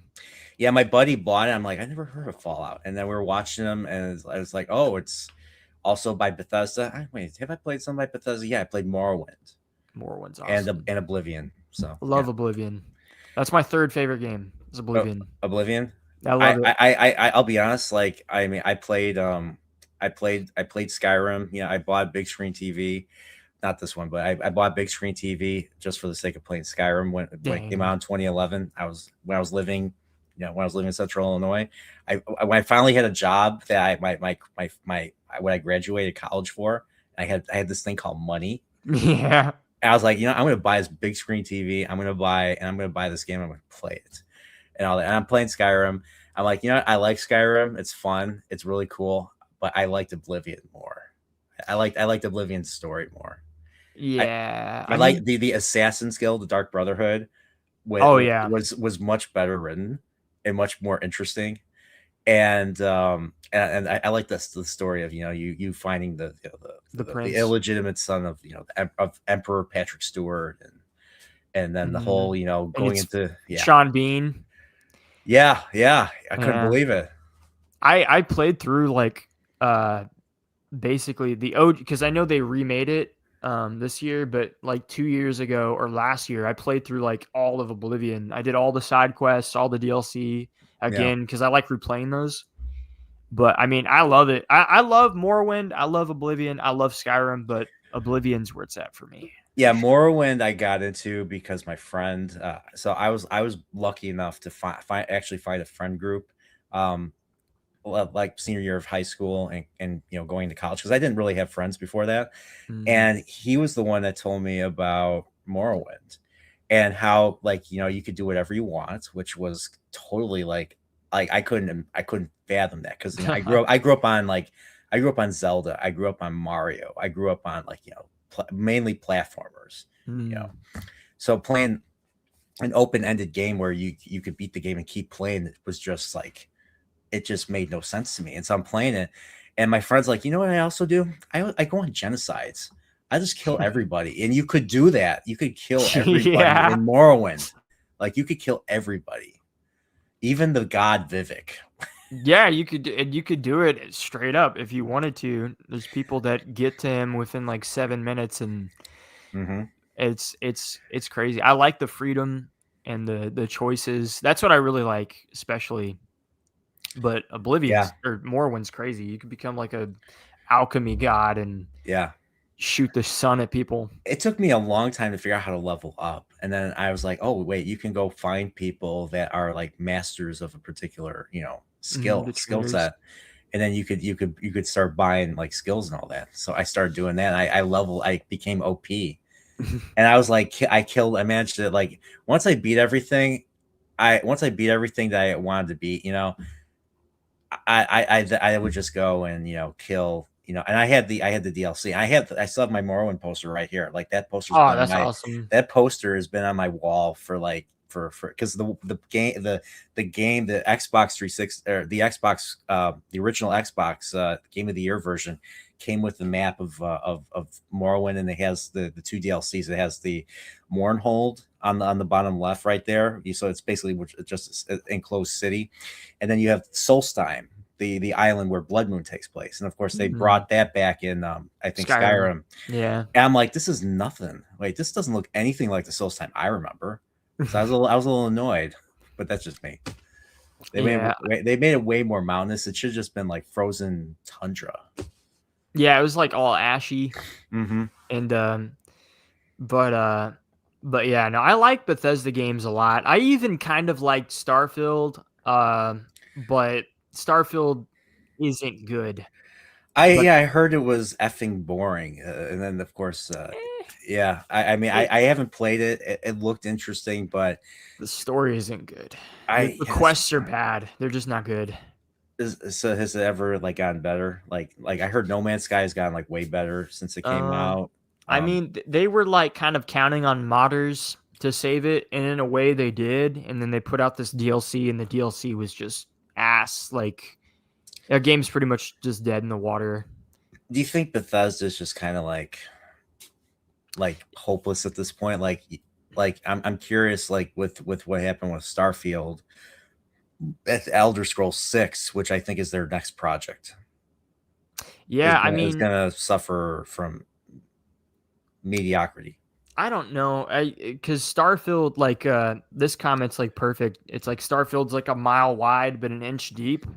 That's like the problem is they just wanted to make the biggest thing ever, and that's why it's so boring, but there's a lot of things they did get right. Like I like the ship customization. Okay. I think some of the side quests are pretty interesting. Like there's this one where you can randomly, after like warping to different systems, you can find a ship, and it has like a distress signal, and you go on there, and there's like this AI that like took over the ship, and it's trying to kill all these people, and that was kind of interesting, but it's only like 10 minutes. It takes 10 minutes to beat it. So kind of like HAL in 2001 in a way. Kind of, but not as interesting. Like you think it's going to be more than it is, and then it's like you get 3 options, and you can make them instantly. And but I mean, I'm kind of like I'm just waiting to see what they do. Like I don't think it's going to be good. Like that or Fallout 6. I don't think those are going to be necessarily good. But Fallout 5. Fallout 5. There you go. Yeah. I've jumped ahead already. It's going to be 40 Fallout years. 76 doesn't count. Fallout 76 doesn't count. Yeah, I did play that one, and I kind of like it, but I don't think it's anywhere near as good as any of the other games. I've never played an online game. What? You never played any multiplayer game? I mean, I played recently, like my friend who made the thumbnail. Mhm. He bullied me. Well, actually, that's not true, but he bullied me into playing League of Legends. So Oh my god, that's the worst. he's trying to teach me how to play League of Legends, and Bro, so that's like the sweatiest game to play online. That's the I mean, probably I'm yeah. So when I was in college, you know, I have my very first computer. I'm 21. It's 2005. I have my very first computer ever. It's a Dell desktop. I was like, ooh, I have this. I'm big now. I have a computer. I have my own computer now because I never had a computer before that. So everyone was playing. You know what came out when I was when I was living in college? World of Warcraft. oh, World of Warcraft came out, and everybody was playing that. You know what I was playing?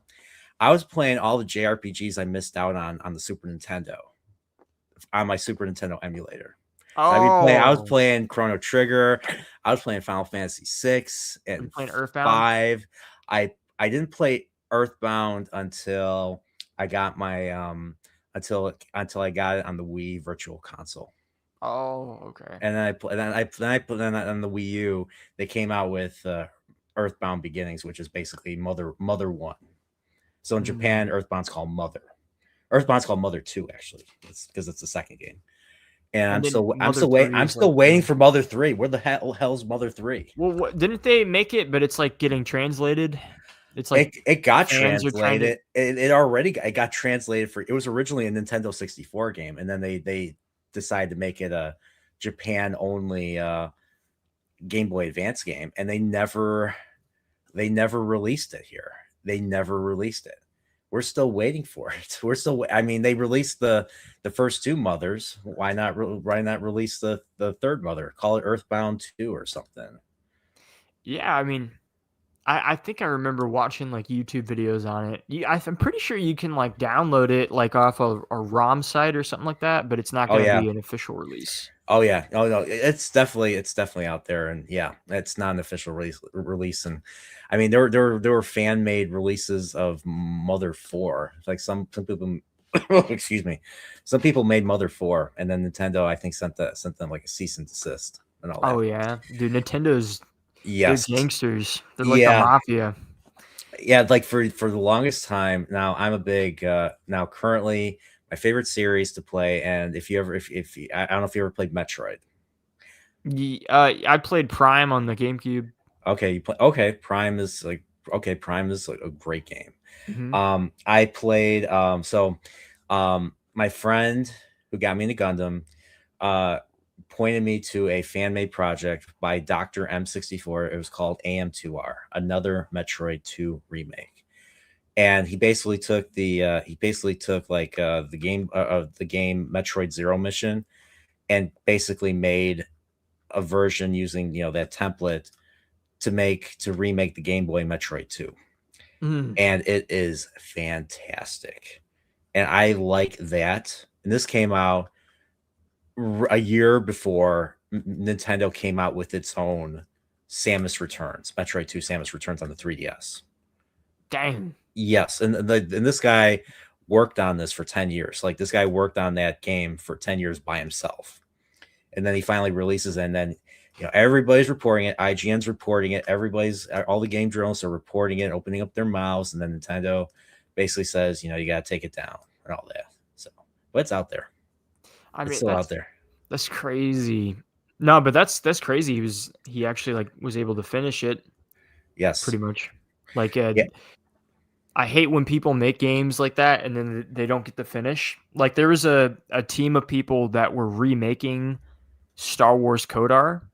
Yeah. And I used to follow their project for like the entire time they were doing it, and then Disney sent them a cease and desist, and they were gonna sue them pretty hard, and so they had to delete everything. Interesting.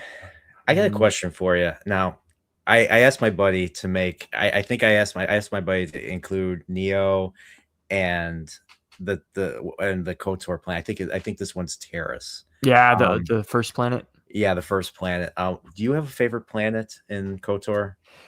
I mean, honestly, it's kind of hard. I like I like Dantooine because I like the soundtrack. It's really soothing. I like Tatooine because it's the same guy. It's the same guy that did Morrowind and Yeah, Jeremy Oblivion, Soule. Jeremy Soule, and Skyrim. It's fucking dude. I hate what happened with that dude, bro. He got Me Too'd, and that's why he Oh, doesn't do anything anymore. Yeah, oh some chick no. came out and accused him of all this stuff, and I don't think any of it was. I don't think any of it was true, but like it did kind of come out that he was kind of like an asshole to women, but he wasn't like a creep. Yeah. But at that point, the damage was done, and no Yeah. company wanted to work with him. So I think he just does solo stuff now. But I love Jeremy Soule. Like I love the Kodar soundtrack so much. Yes. But I like Terrace too. I feel like Terrace is one of the best tutorial sections of a game because it doesn't feel like a tutorial, but it is.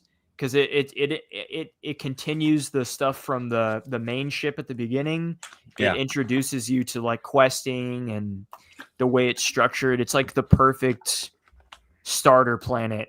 Yeah. You know, and I feel like that's one of the downfalls of the second game is the mining facility is just it's kind of cool the first time you play it, but replaying it, it's so tedious. It's a little creepy. It is creepy. Like that's the creepy thing. enough. It's cool and it's creepy, but especially when the Sith ship comes, and then you're like, okay, yeah, but that's like towards the very yeah, like, yeah, end, you're right. You're pretty Yeah. much like off of it. Yeah. But like Terrace though, like I can always and I play through Kodar like every other year, and I can play through that place, and I actually like exploring everything, talking to everybody. So my buddy told me like there was a section that was cut out that I think people put back in. It was the HK Factory. Have you ever played that one? Have you ever played that section? That's in the second one, I think. Yeah, in the second one, yeah. The restore mod, yeah, because it Yeah. added it was that quest line because they had that thing where you were putting back the pieces to HK, and that's what tied in with that area. Oh, okay. That was like a thing they had you do. Yeah, I've been meaning to play. I've been meaning to play that version. I just never got around to it. I tried to replay KOTOR about a decade ago on my 360, and the game just kept crashing on me like this. Like it thought it was Fallout New Vegas. Yeah, I thought it was a Bethesda game. Like it kept crashing on me to the point where I just gave up. That's fair. But like but I played through the game once, and I think I played it on the good guys side. I tried to, so you know how I approached the evil. So like when I played the first game, I played the normal way, be as altruistic as possible, in all your choices. And then you know how it chose to be dark side, either conniving or just a complete asshole to the point where you get to kill people that you don't usually get to do it. So I killed Juhani. I killed Joe. What's his name? Master Jolie. Joel or Jolie. Jolie. When you the older. Bastila. Yeah, I was hoping, and I was so disappointed that we couldn't kill Karth. Karth just ran away. I wanted to slay his ass. Yeah, I think they did that because they wanted to bring him back for the second or third game. Yeah, originally he was in the second game briefly. Like you see it, like him in the hologram, basically, and that was it. Yeah, because they're trying to connect it. Because you get to choose at the beginning of the second one if it was light or dark for the ending of the first, and that changes different things throughout the second game. Like if you choose that the ending of the first was the light side. Yeah. There's a cutscene you get after it's like not the mining facility, but the place after it, the station, like it's that station with like the Zerka Corporation and the alien race or whatever. But there's a cutscene when you leave there, and it's Bastila, and I think it's Karth, and they're looking for Revan. And interesting. And that might have been a restore mod thing, actually. Yeah, because I don't remember that. So, but that sounds very interesting. Now that they say I'm like autistically tuned in to these games, man. I know, like that's why I'm loving this conversation. The fact that you're autistically tuned in. So yeah, love them. I'm trying to remember. But like the first game, you know how so I would basically kill everybody, but the end of the second game when you play as when Master Vandar's like all hope is lost, and then you come out as Darth Revan, and you have your Sith Empire, and they're all hailing you. I'm like, that's awesome. That is Yes. awesome. It's the best. It's like I love that ending, bro. It's like it's so I didn't really like the ending for the light side because everybody's like on the alien planet and it's just not as cool. No, But- nowhere near as cool. Evil. So there's a reason why, like, you know, you watch, like, you know, villain arcs and all that. They're awesome. They're entertaining, and if people want to guilt trip you for it, fuck them. Yeah, fuck them, dude. And I like what they did with the second one too, because the second one they had like more. The second one I got stuck. Oh, you did? Yeah, so I tried to be an asshole and try to fight Master. What's the name of that old Jedi Master on Dantooine in the second game? Master. My brother would know his name. But I tried to fight him and he kept healing, and I was at like a low level. Master, like Rook or whatever. Yeah, something Rook. Yeah, Rook. Yeah, with a V. Yeah, and I couldn't kill him. I ended up siding with like the bounty hunters or something. Oh, Yeah. okay, yeah, with Yeah. the salvage things. Yeah. Oh wait, And- no, and yeah. I couldn't the couldn't get beyond that, and so I the didn't. mercenaries. Yeah, the- so that was my attempt to play it the second time is evil, and I couldn't do it, so I just couldn't do it. So Well, that's how you steamroll it. Is you do dark side and you just go force lightning and you get force storm and you just spam that shit.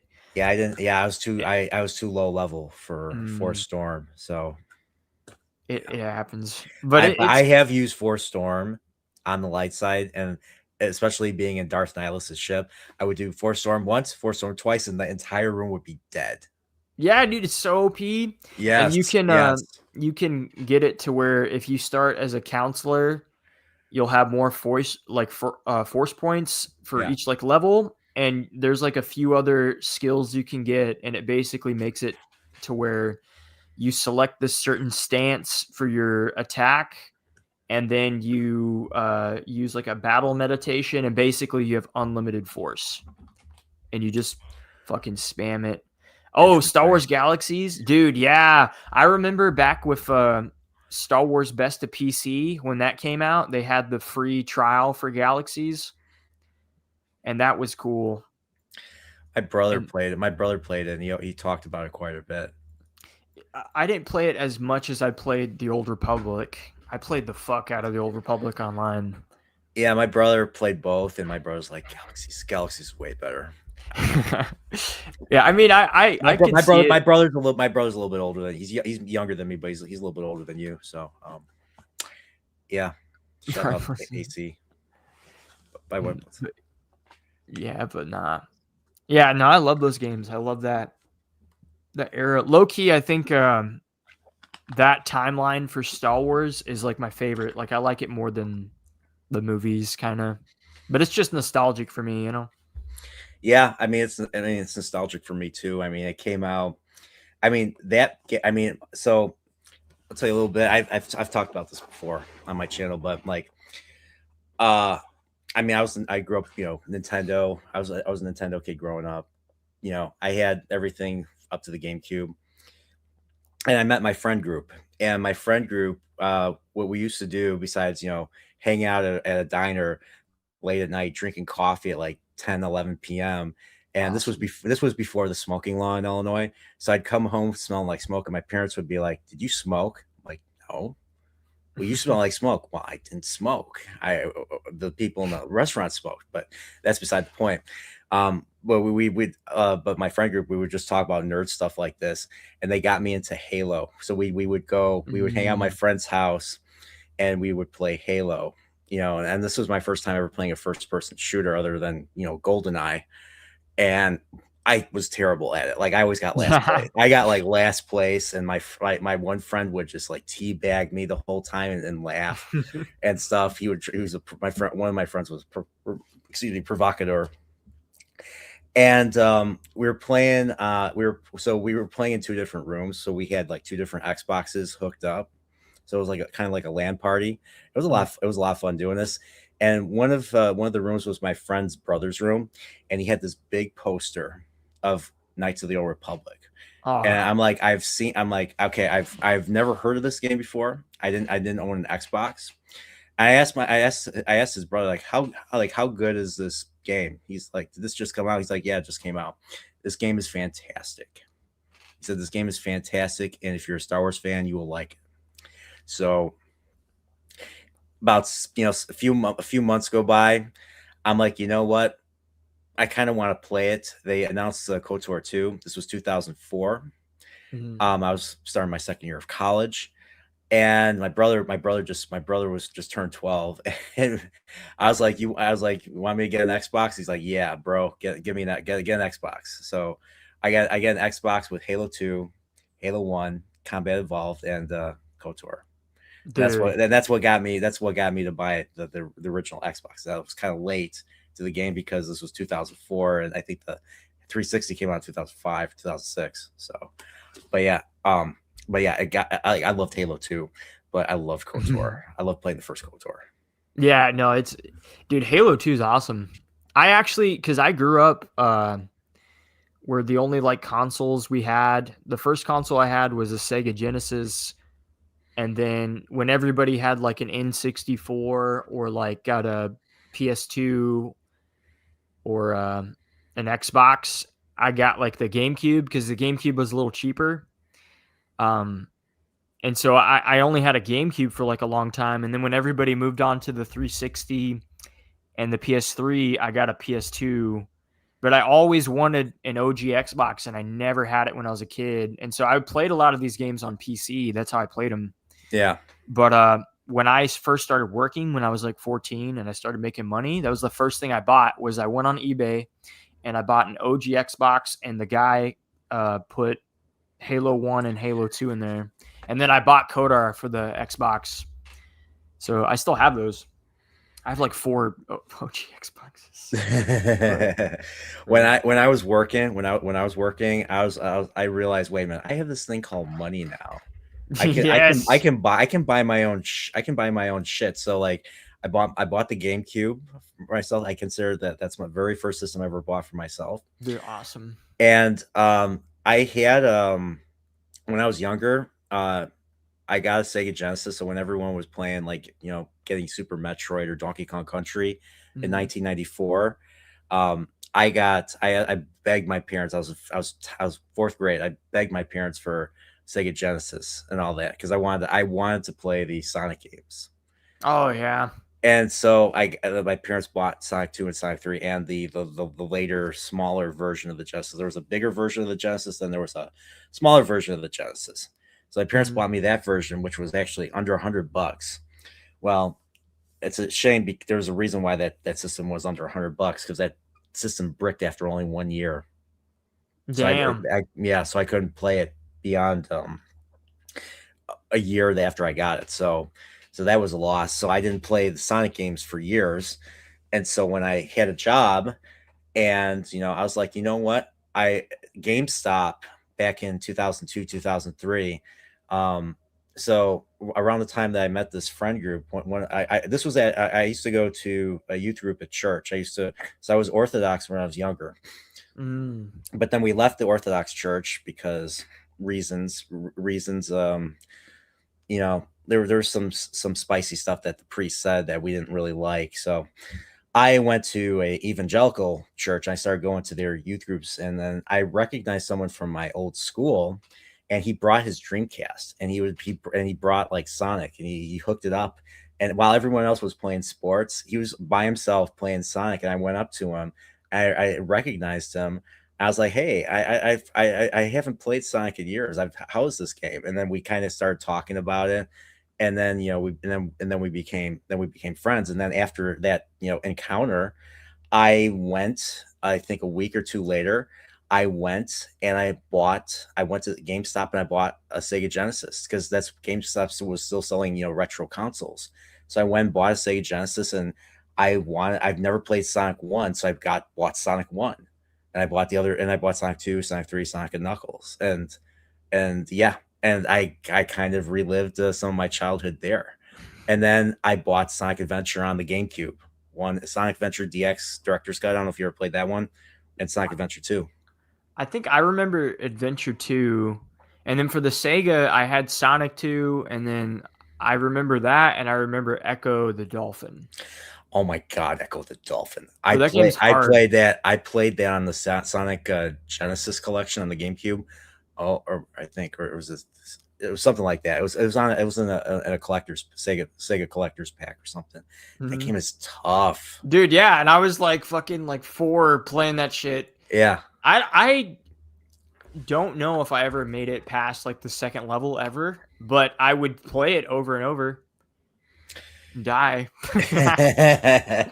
But yeah, you bringing up the Sega Genesis just got me, going down memory lane talking about that. But yeah, Echo they made like 3 of them, I think. Yeah, I never played the other ones, just the first, but it was so cool. Like I still remember the box art, Yeah.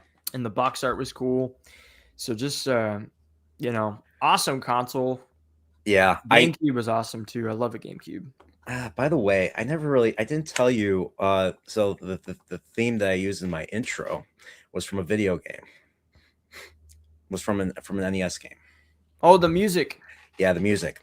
You could tell it was chiptune. It was 8-bit. It was the Elmira theme from the Nintendo NES Tiny Toons game. I don't know if you're familiar with Tiny Toons. It's something I grew up with. Tiny Toons. It's basically Oh, like Bugs Bunny? Yeah, it was like the successor to Looney Tunes, basically. So these new characters came in, and they're younger, but they go to the Looniversity where they learn how to be Looney Tunes from the OGs, the classics, like Bugs Bunny, all that. So you had Buster Bunny, you had Hampton Pig, you had Plucky Duck, and Furball, and Sweetie, and Dodo. I think I remember watching those because they have like diapers, right? Yeah, I don't know if they had diapers. They weren't babies. They weren't babies. They were kids. So the Elmira theme. Elmira is the niece of Elmer Fudd, and Elmira, like Elmira terrifies all the other characters because she will basically capture you and throw you in a cage forever, basically. And so that's what all the characters get, this existential fear of her. And one of the levels, so they're like, it's the Tiny Toons game is a platformer like Mario. So there's like, every area has like 3 levels and all that. Well, in between the second and third area, the third area is just a boss fight usually. The second area ends, and then there's a special area where you have to avoid her. So she's running after you, and you have to hop on platforms in order to get to the exit to get away from her in order to beat it. If she catches you, you have to start the entire area over again from level 1. Damn. So, yeah, and if you played so on the Sega Genesis, the only other games besides the Sonic games I played was the Tasmania game, which was another video game adaptation of an animated show based on the Tasmanian Devil. And they made a Tiny Toons game for the Sega Genesis. It was called Buster's Hidden Treasure. And when you get to the end of the game, the final area, which it's more like Super Mario World, where there's multiple levels in an area with a world map, there's only one Elmira area, and if she catches you, and it's a longer area, if she catches you, she sends you back 3 or 4 areas backwards. So like if you're in like level 7, she sends you back to like level 3. What? And you have to play like several levels to get back. Yeah, I know. It's wild. Those games are just difficult because they had to be, because they weren't like super long, right? So they had to be brutally like difficult. Montana Max on that steamroller. Yeah, I remember that. I remember that. Yeah, he's the bad guy. He's the baddie of the Tiny Toons game. So yeah, but yeah, I figured I'd tell you about that. I was listening to that a few years ago, and I was starting this podcast, this Chilporial podcast, because I was originally doing like a Star Trek podcast where I was just talking to different people about Star Trek, but I wanted to kind of branch out and talk about whatever. And so I had someone on, and I wanted to talk about Nintendo stuff, so I changed the name. It went from Trekporial to Chillporial. So that's kind of where this evolution. yeah, evolution and history's been made. But yeah, and so I'm a big video. I love to listen to video game soundtracks. I like classic rock. I like 80s rock and all that. I know you've talked about music on your stuff. I know you say like music I ruined because of recent stuff. I could tell you I think music I ruined way before way before yeah. that. I probably like a lot of stuff. You're like, this is horrible. But yeah, like I could never get into like Smashing Pumpkins or Nine Inch Nails or and if or Blink 182. There's a billion. But if I hear those guys, I will feel nostalgic because I haven't listened to them in years. So yeah, I don't know. Got the pull. Yeah, but the video game soundtracks are cool too. yeah, and I listen to this.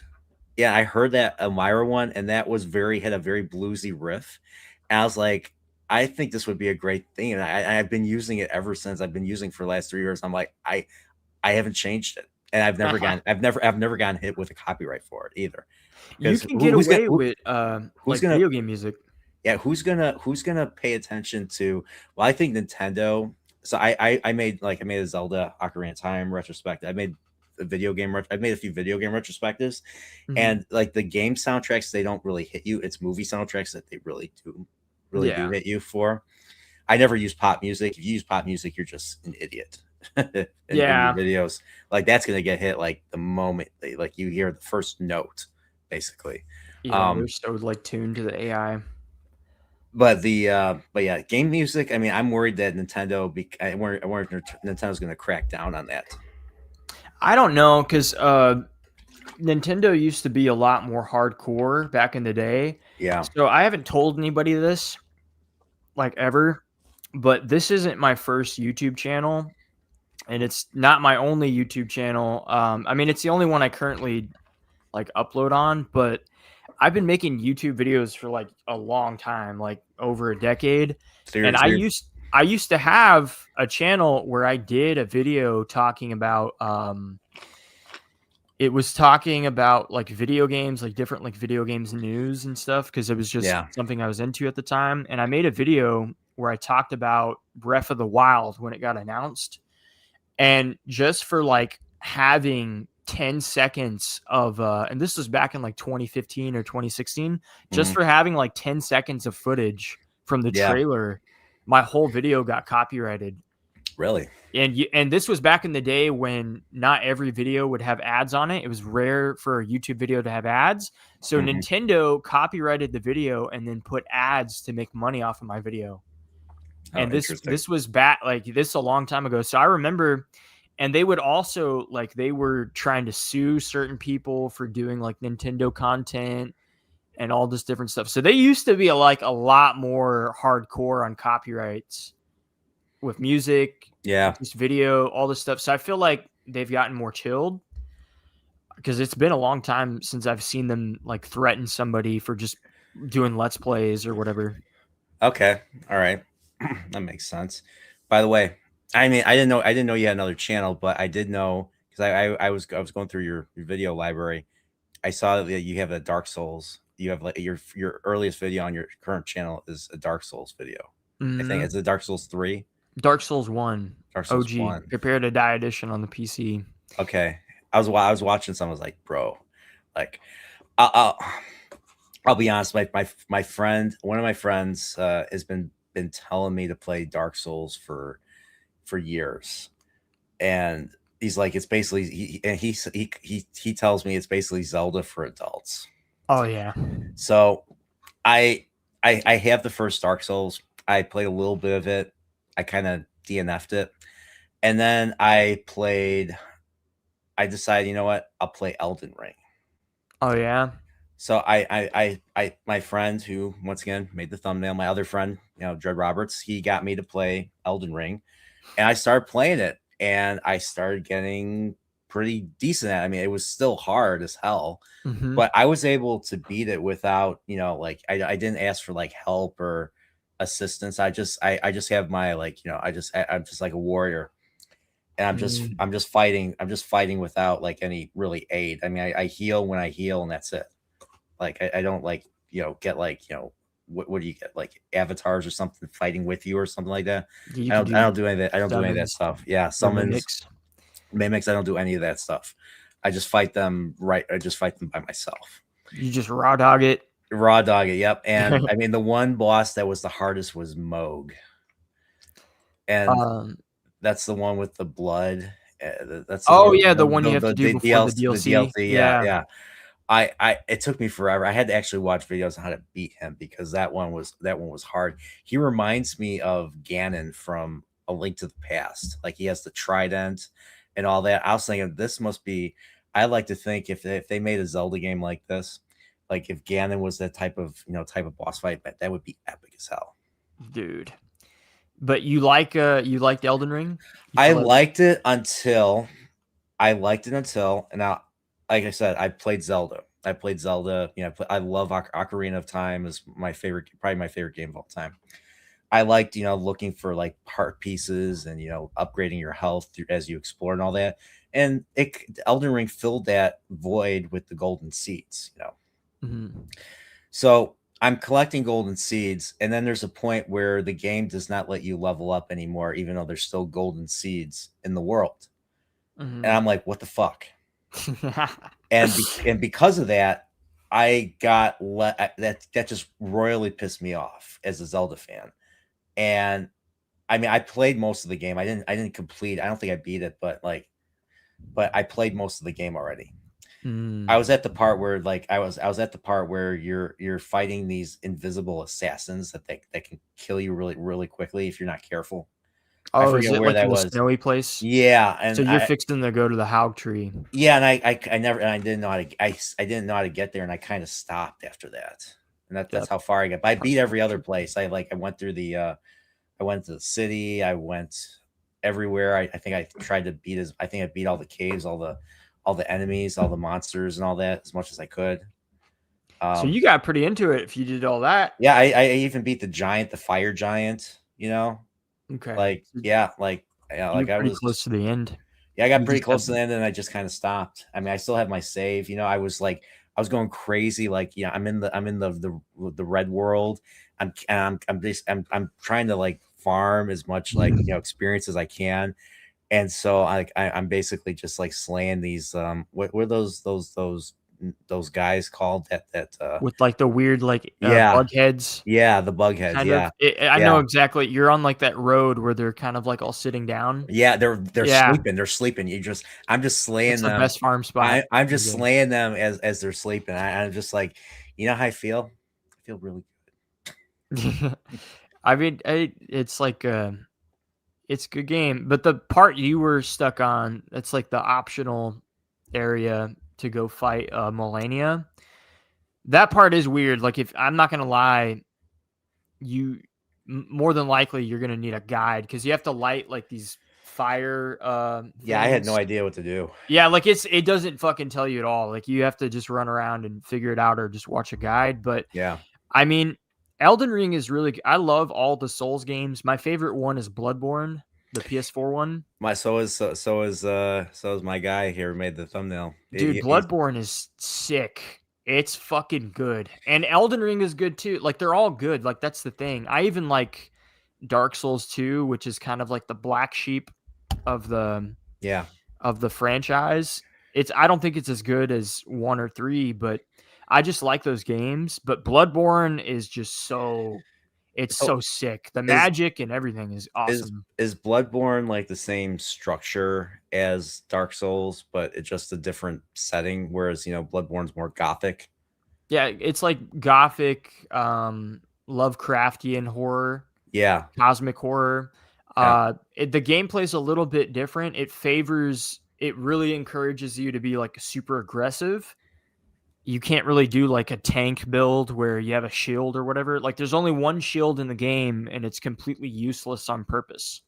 If you use it, you're just going to die because it encourages you to be extremely aggressive in fighting. When you get hit, you have a small window of time where you can attack an enemy and get some health back from attacking them. So it really favors aggressive, fast play. And I like my characters to be dex builds. So they don't have a lot of health to begin with. and they're just like they dodge everything. But yeah, I really like Bloodborne a lot. Yeah, Dark Souls 2 is a slog to play through. Yeah, I would say like it has the most like bullshit for sure. Like not, and there's the Iron Keep is not fun to go through in Dark Souls 2. All right. But you need to play Dark Souls 1. You have to play it. It's so good. Okay. All right. I'll keep that in mind. All right, we're getting well. I mean, we're getting kind of close to the end. But I figure we get talk a little bit about some anime recommendations. So Oh yeah. you brought up two different things that I never saw. So I finally saw Sicario. Oh yeah. Yeah, I saw Sicario a couple days ago. So I was sick. So I'm like, okay, Yeah. what do I have something to do? Well, I'll revive my Peacock account and I'll watch Sicario. And I'm watching it. I'm like, this came out a long time ago, right? I'm looking, I'm like, no, it came out in 2015. I'm like, how did this movie come out in 2015? Like, this is crazy. This Dude, is yeah. crazy talk. Like Benicio del Toro is terrifying. He Dude. is terrifying in that movie. Like, I was like, I mean, I was expecting him to be kind of badass. I was not expecting. Especially the ending with the family. Oh my Dude. god! Oh my! I saw that shit in theaters, and I You was like, did? everybody was like, "What the fuck?" He killed Yeah, the kids. but you know what I love the most, and maybe it's something I wish we'd see more nowadays. The woman points the gun at him, and he just shoots her. Now Yeah. she's got the vest on, so she's fine. But he goes up to her. He's kidnapping that guy. He's kidnapping this guy. He's like, "Don't you ever fucking point a pistol at me again."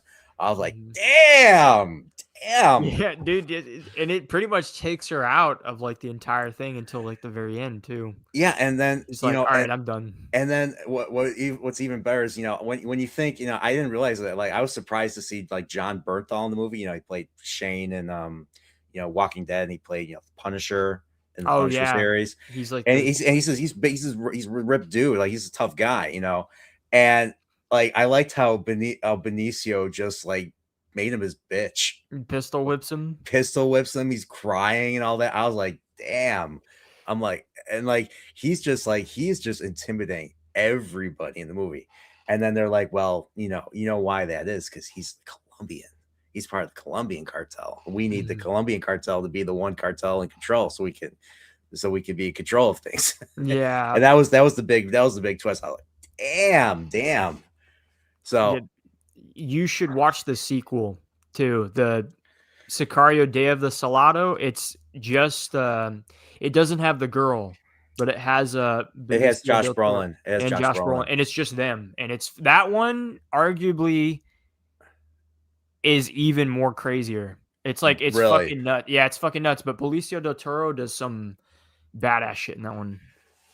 It's Okay. good. They're All both right. good. Because I was looking this up. Apparently it's a trilogy. Apparently there's going to be a third film. They're Oh working on a third yeah, film. Yeah. So yeah. hopefully it's So as good. fingers crossed. Fingers crossed. Yeah. I mean, was that one also written by Taylor Sheridan? Written. I don't know if it had the same writer. It didn't have the same director. So the guy that created Yellowstone and 1883 and 1923 wrote Sicario.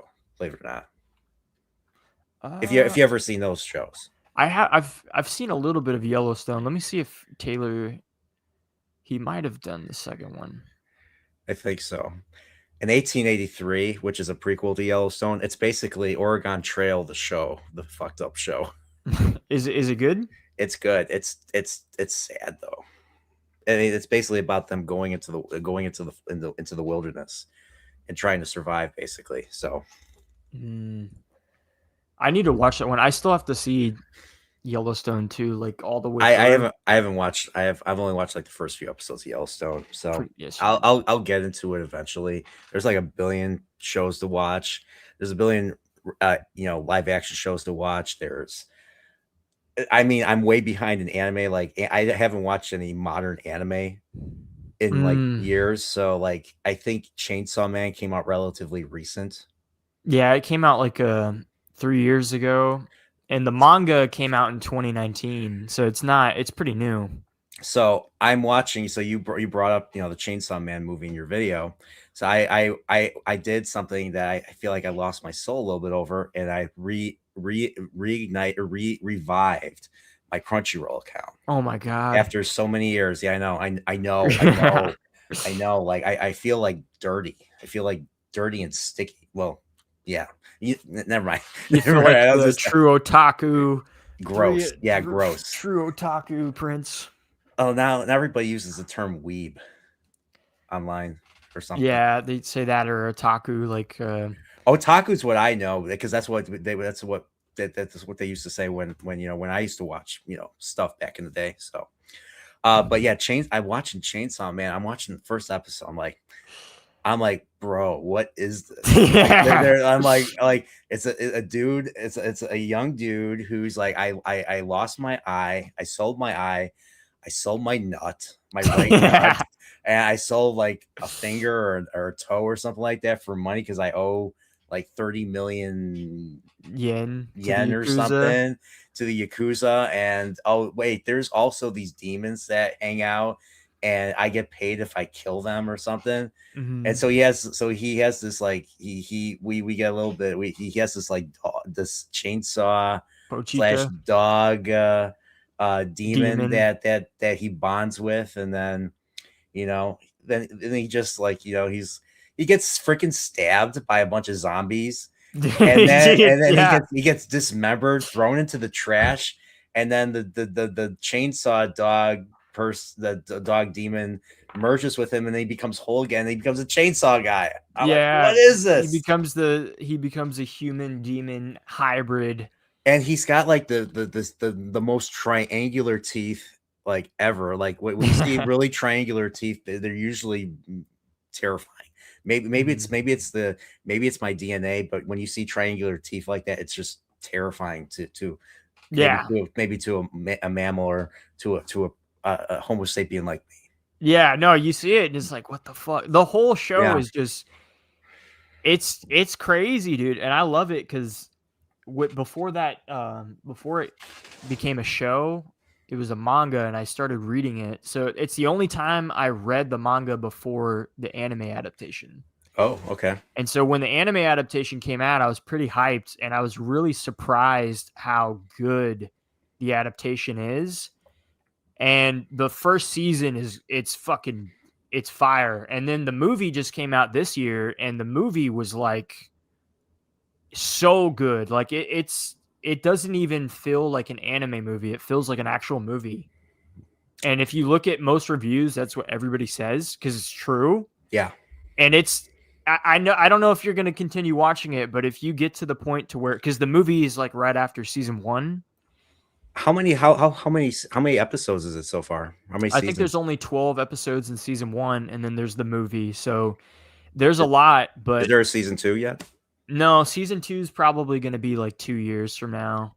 But the books they're going hard. Like the books, dude, it gets so fucked up in the books, and then they're on part 2 right now. Yeah. With like new characters and like a new storyline, and that's even arguably more fucked up. Like when I started reading part 2, there's just these parts where it's like there's never normal shit. You're thinking, all right, this is a nice wholesome character, and it's like, no, this person's like Satan. It's like, what the it's like, what?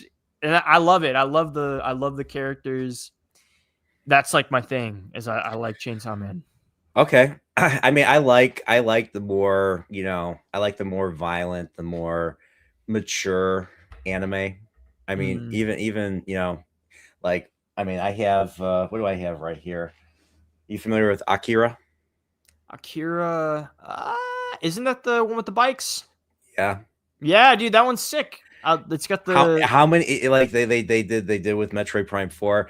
How many times have they copied that shot of the slide of the Akira slide? You know what I'm talking about? At least a billion times. A billion. They did in the Sonic movie. Yeah, they keep doing it. You gotta stop. You gotta stop. It's overdone.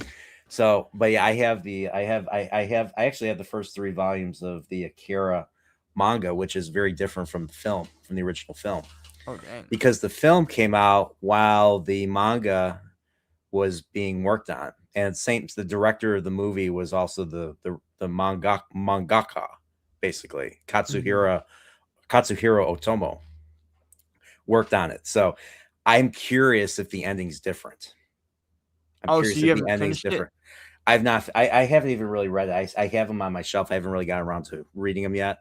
But that's a case where the manga is a different story. Like there's a lot more development with characters that you might that may be seen as Easter eggs in the film.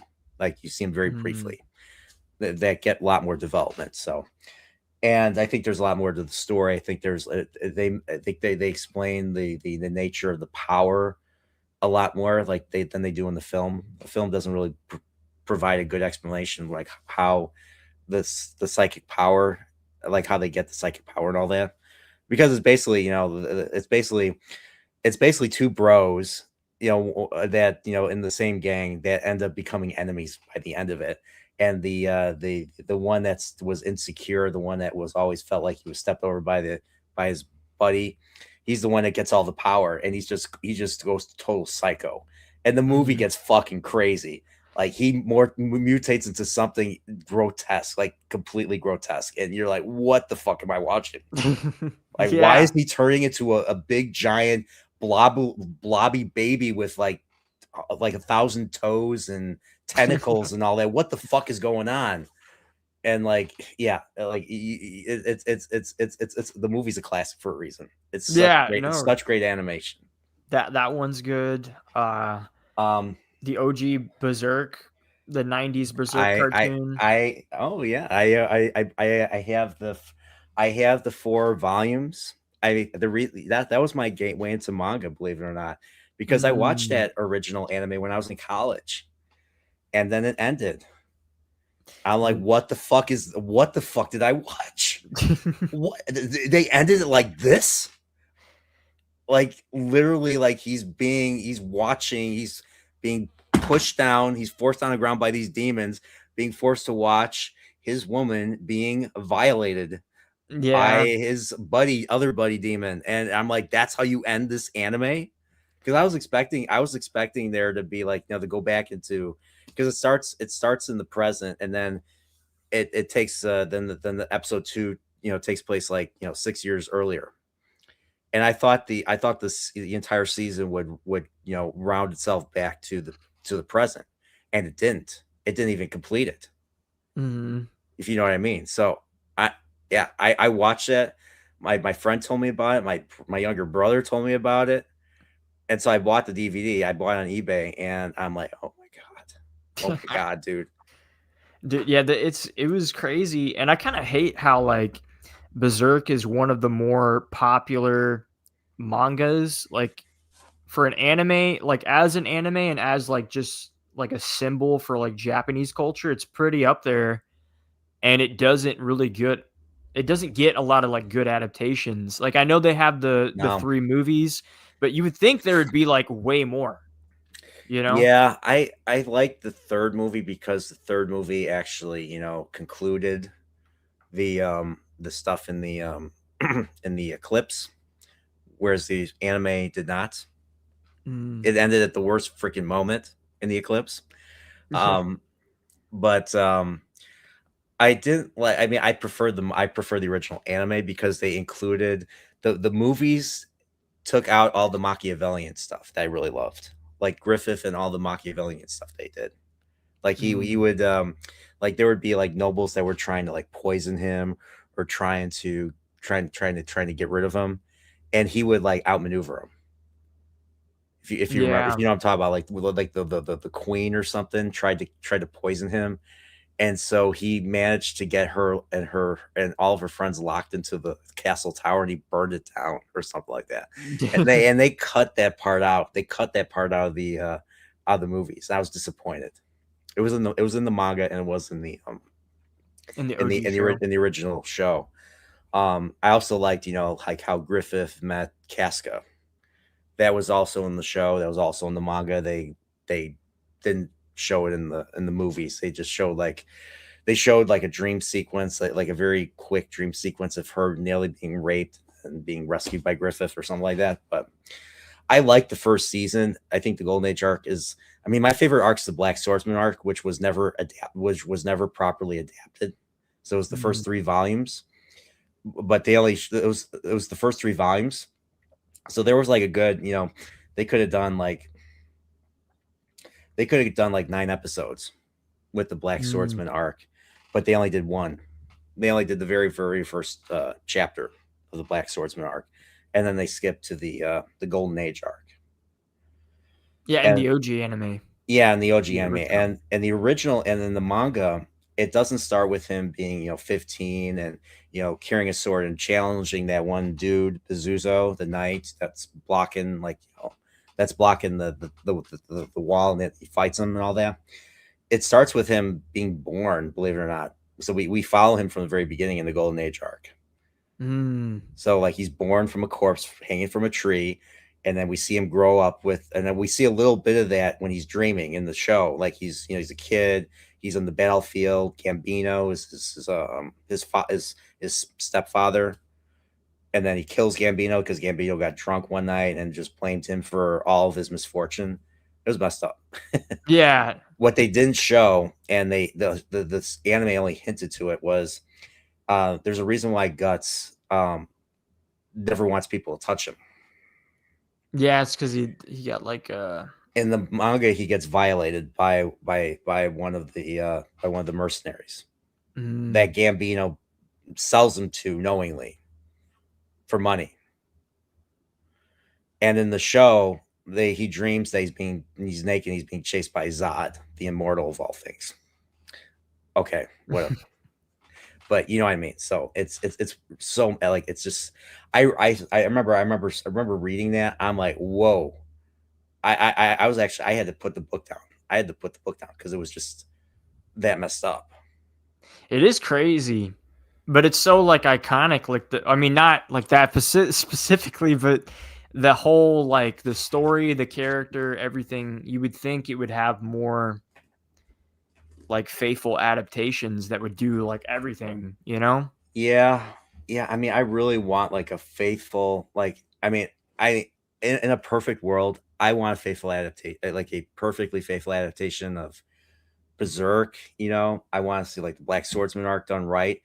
A fan, like I think a studio tried to do it, and then they got a cease and desist. There was a trailer out. It was awesome. It looked really good, and then they got rid of it.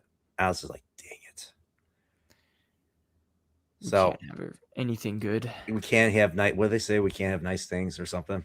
We don't get nice things anymore. Yeah. I mean, the same with like I want like a faithful adaptation of Lord of the Rings, like Tolkien Lord of the Rings, like Tom Bombadil, Frodo not turning into a zombie when he's on the horse, at the ford. He takes out swords. He's like, "You shall not have me," and all that. And then, of course, the Witch King takes out his sword and destroys his sword, basically. He doesn't turn to a zombie, and Arwen's not with him to say some magical dipshit spell or elvish spell or something like that. So I love the Peter Jackson films, but there were things like I think they should have done better in my opinion. Yeah, I get it. I love the extended ones. The extended ones came out like you had to wait 11 months for those. So the movies came out 2001, 2002, and 2003 respectively in December.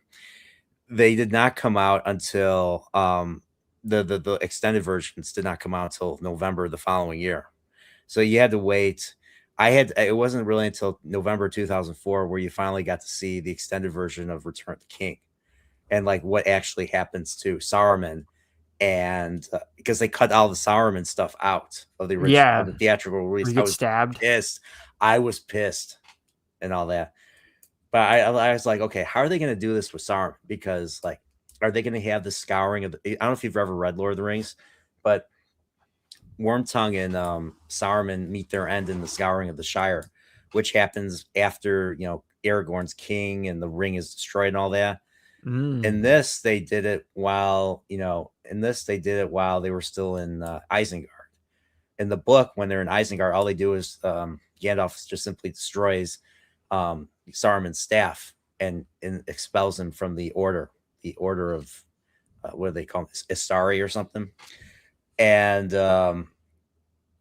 in this, they just decided, let's just do both.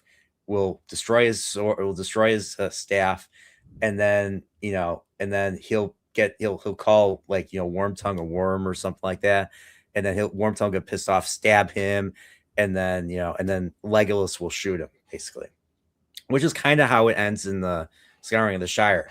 Scouring of the Shire, ends with basically Wormtongue basically killing Saruman, and then the hobbits shoot him down with arrows. That's how they meet their end. Yeah. So what I like about the Scouring of the Shire in the books is that when they come back, like Frodo, Sam, and Merry and Pippin come back. Merry and Pippin are practically warriors at that point, so they're like taking point and like taking charge. And like when like the hobbits are like when the other hobbits are trying to arrest them, the ones that work for Saruman, they're like, "No, you're not arresting me. You're not arresting us."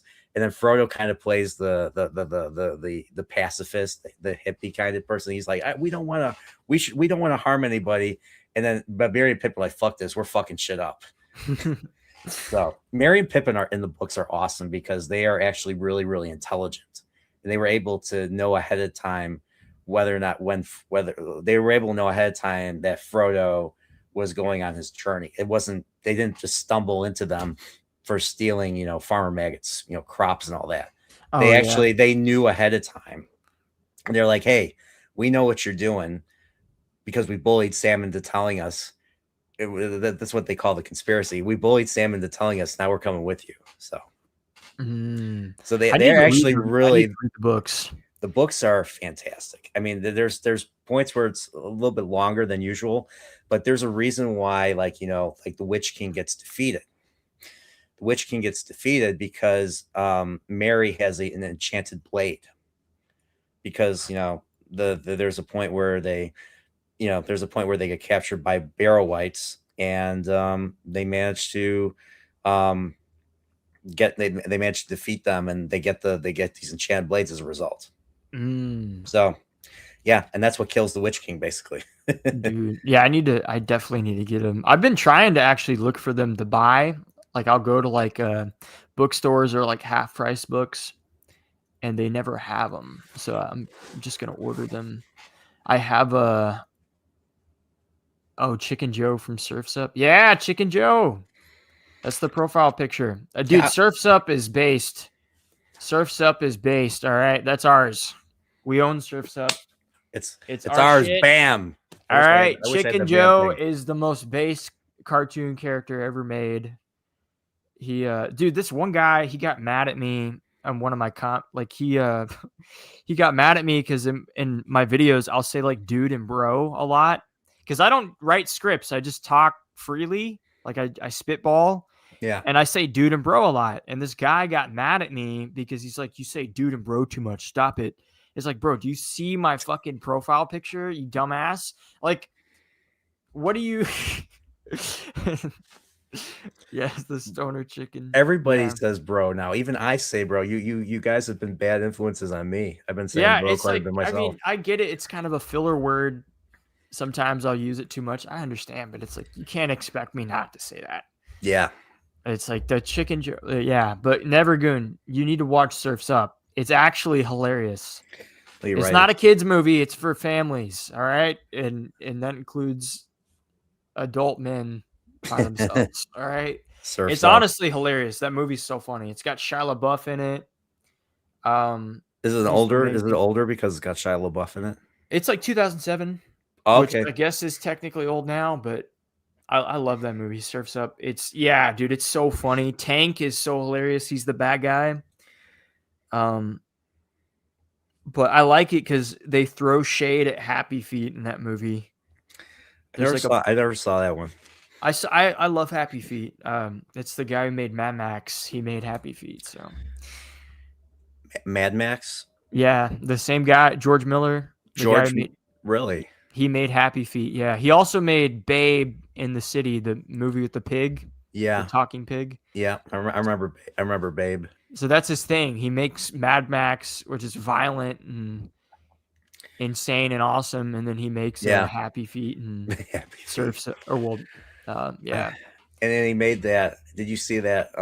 I haven't seen that new one that he made about Is it- Charlize Theron's character from Oh, Fury Furiosa? Road. Yeah, I heard- Furiosa. I heard it was good. I still haven't watched it, but I heard good things. He also made this other movie with Idris Elba and then this other female actress. And I didn't watch that, but I heard it was pretty good. Okay. I don't know the name though, but it's like a fantasy movie Okay. or something. All right. All right. Man, I'm losing my voice. Yeah, we've been it's We've been going. at this for a while. So I wanted to share. So we talked about Tomino and Ideon. I wanted to show you the clip of I managed to create a clip of the beginning of the final Ideon film. So the Ideon show got canceled after 39 episodes, and so they didn't make they didn't show what was originally intended to be the last 4 or 5 episodes of the show, episodes 40 through 43. So I wanted to show what kind of movie it was. And I thought of this scene whenever you talk about, like, when people are calling, or like, when idiots online are calling for violence and all that, and saying they think they're going to be ready and they think they're going to survive and all that. And I mean, you made a great point saying, no, we're likely not going to survive. It made me think of this scene right here.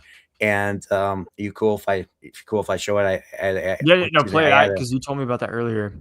All right, I'll play it right now. I actually watched the film 2 days ago, and even though I've seen it multiple times, it still managed to put a tear. It just managed to bring tears to my eyes because it breaks every taboo. It literally breaks every taboo. But this is only the beginning. Like this is nothing. But here I'll show you right here. So all right, everybody, enjoy the clip of Ideon, the beginning of Ideon being invoked. Dude, they just blow everybody up. Damn. Yeah. So what this series is about is basically it takes place in the Andromeda. And so this is like in the future century or something like that. Mankind has ventured all the way onto the Andromeda galaxy. And while they're in the process of colonizing the planet, they call it the planet Solo, they find this giant robot, the Ideon, and they find this ship from like an earlier civilization. And at the same time they encounter this alien race called the Buff Clan. That's who he screams like Buff Clan right there. And they're basically a war basically starts between a conflict basically starts and combat happens, and everybody, their parents, so it's basically a bunch of kids as refugees trying to survive on the ship while being chased throughout the galaxy by this Buff Clan basically. And the show comes off as very cynical because whenever they go to a colony, another human colony to resupply, the colony's like, get the fuck away from us. We don't want anything to do with you or anything to do with this. And they're like, why not? We're in desperate need. We didn't get into this because we wanted to get into this. And it's because like the Buff Clan would get there ahead of them and make some sort of deal. So the Buff Clan wants that Ideon and that ship because of the fact that ship and that robot are connected to God, and they're connected to an infinite power that can destroy everything and everyone. Damn. And well, Evangelion did something like a reset of everything. It got its idea from this. Except Evangelion wasn't really tragic. It was just more messed up. Like have you ever seen End of Evangelion? Yeah, the actual movie. Yeah, you remember how that movie begins? Well, the main character's wanking to what's her name in the bed. Oh yeah. Yeah, and you're like, what is? I'm like, what is this? it was hard for me to take that movie seriously, but it was messed up. It made no sense to me. This movie, Ideon, is just tragic. It's like, imagine if Star Wars just went wrong and like the Rebel. It was like, think of the Last Jedi, but done good. You know, whereas Mm. everyone's on this one ship and they're being continually boarded, and then people are being killed left and right and everything. And it gets to a point where, like, the machine, as basically as God, cannot abide by, either race survive because of all the hatred that came out because of the conflict. And each of the characters, even the bad characters, have reasons why they are willing to kill. And it's because of the fact that, people, when you kill, you take something away from somebody.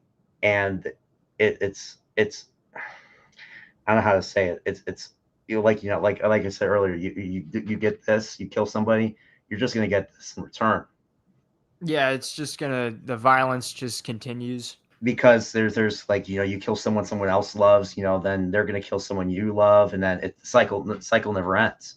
And that's kind of why, well, the show, like this movie in particular, ends the way it does. But it doesn't end on a cynical note, though. Mm. It ends on a hopeful note. And if you ever get around to watching it, it's beautiful and it's messed up. I'll have to check it out because I need But more. I think I may know someone who may be able to hook you up. You know what I mean? You know what I mean? Yeah. No, So but yeah, but it looks good. I like stuff like that. Definitely. yeah, it was 19. Yeah, that was 1982. Dang. Yeah, it came out that long ago.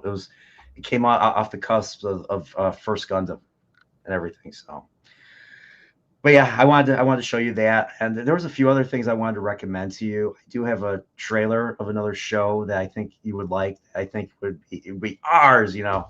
Um, yeah, for that, I'll have to I'm share the down. screen. All right, it's called Legend of the Galactic Heroes. You ever hear of that? No. No. Really? Or well, Okay. maybe I've seen it.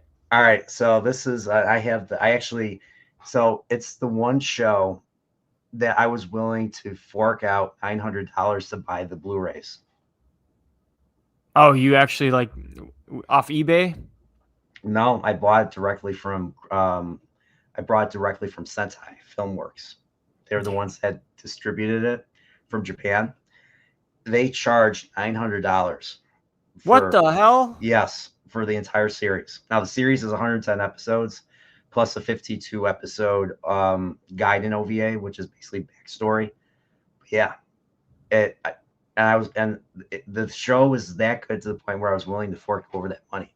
Even my buddy who got me into that show wouldn't Mhm. wasn't willing to do it. But I was working, so I had money to spare. So I bought it, and Dang. this was 2018 dollars, not 2020, not 2024, 2025 dollars. So but it's basically it's another space epic. It's I wouldn't say it can be tragic at points, but it's not blatantly tragic like Ideon is. It came out in the 80s and 90s. But it's one of those shows where it follows it's designed like a historical chronicle, future Mhm. future history. Like so, like, once again, Earth is Earth is dead, and humanity is like split between two different planets, two different factions. There's an empire, a galactic empire, that kind of takes its inspiration from the old German Empire pre World War One. So that even though they have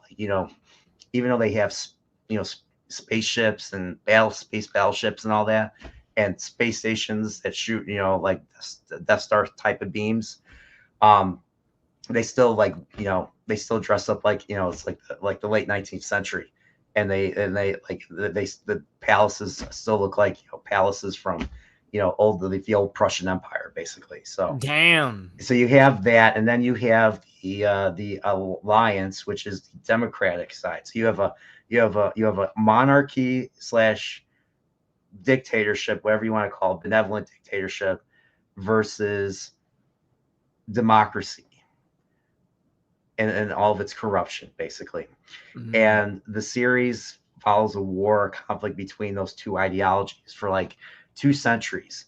And the older generations are very complacent. They just don't give a shit. It's just like, oh, this is the thing. And these younger men, these younger characters that we meet in this series kind of want to put an end to it. They want to win the war on each side. So like the main character on the Empire side, Reinhard, is ambitious, and he basically wants to take the galaxy in his hands, in his grip. And then the second protagonist is Yang Wenli on the Alliance side, and he's just a historian that got forced into the military because he had no money.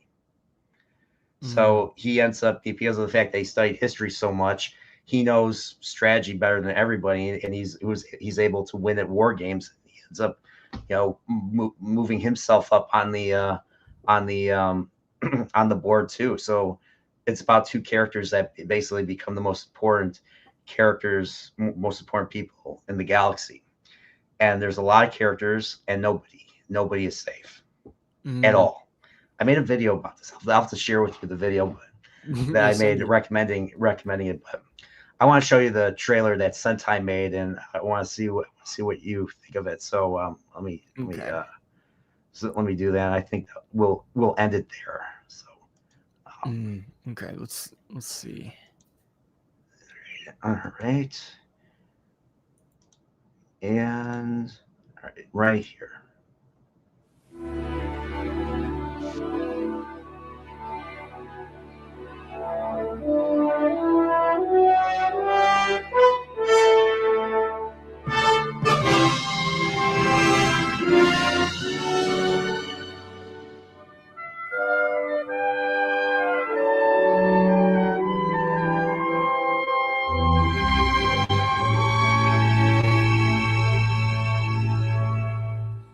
I look above, the stars are bright, but I'm blinded by your light.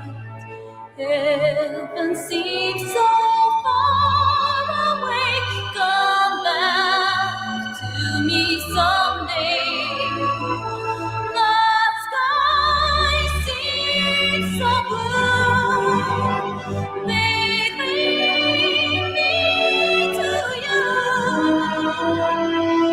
Somewhere there's a dream in my heart, in the skies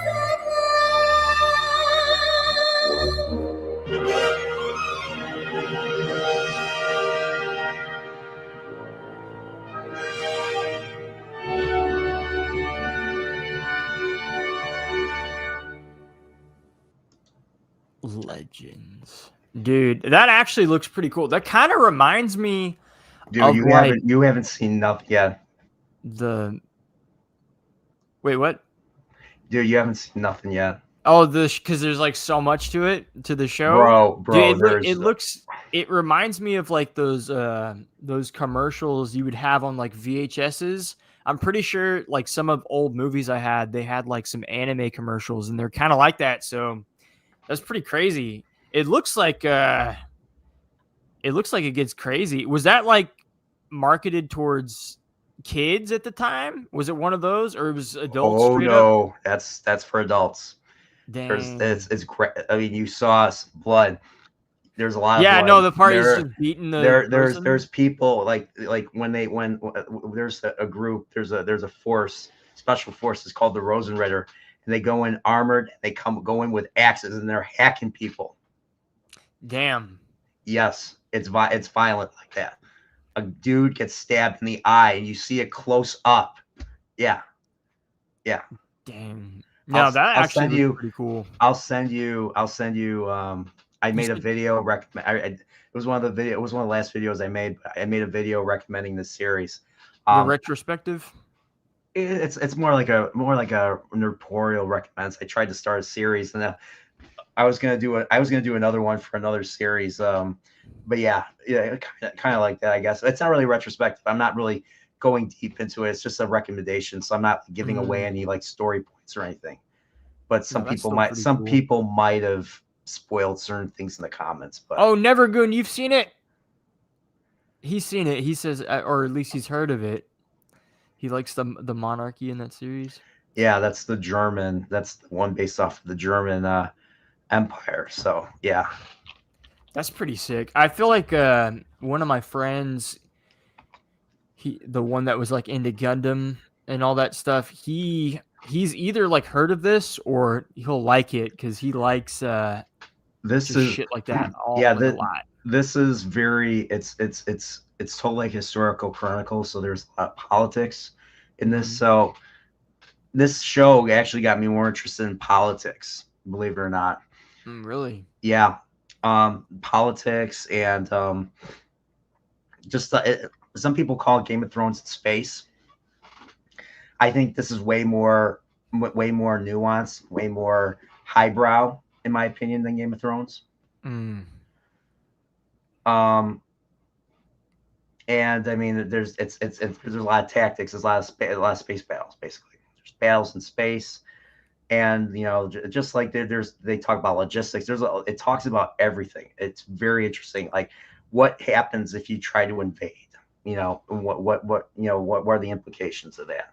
So That's there- actually pretty cool. I'm definitely gonna have Yes. to check that out. so there's a point where so like there's a point where one of the sides is at an advantage, and they're like and then the politicians, they're in their they're in their seats, you know, they're like, let's invade, let's call a vote and let's invade and all that, and they go and they invade, and it turns awful because once again, these aren't stupid characters. This wasn't written by an idiot like today's writers are.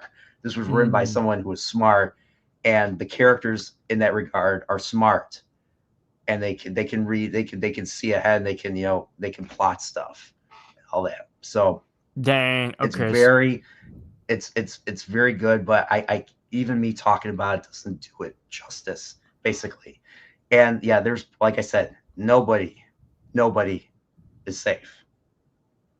Okay. You'll, So it's you'll know what I mean. You'll know what I mean. And it's definitely it's gonna go on the watch list, and that officially is gonna be claimed. It's America First is Wing Half, 100%. No, but that actually is cool. I really like stuff like that actually has like substance to the writing, and the characters are written well. And I like older animes because more often than not they have a lot of that. Like most of the time nowadays, it's the characters are kind of stupid.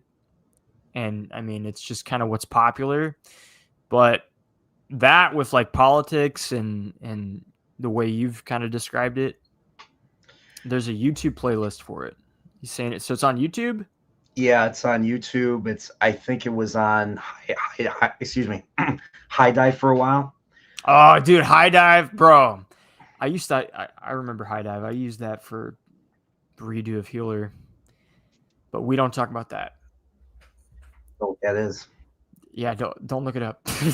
I will not. But yeah, they did a remake, so don't get that one mixed up with the remake. The remake is called Legend of the Galactic Heroes Die New Way These. Is it not as good either? Well, I mean, it's trying to. So Legend of Galactic Heroes is an adaptation of 10 novels by Dr.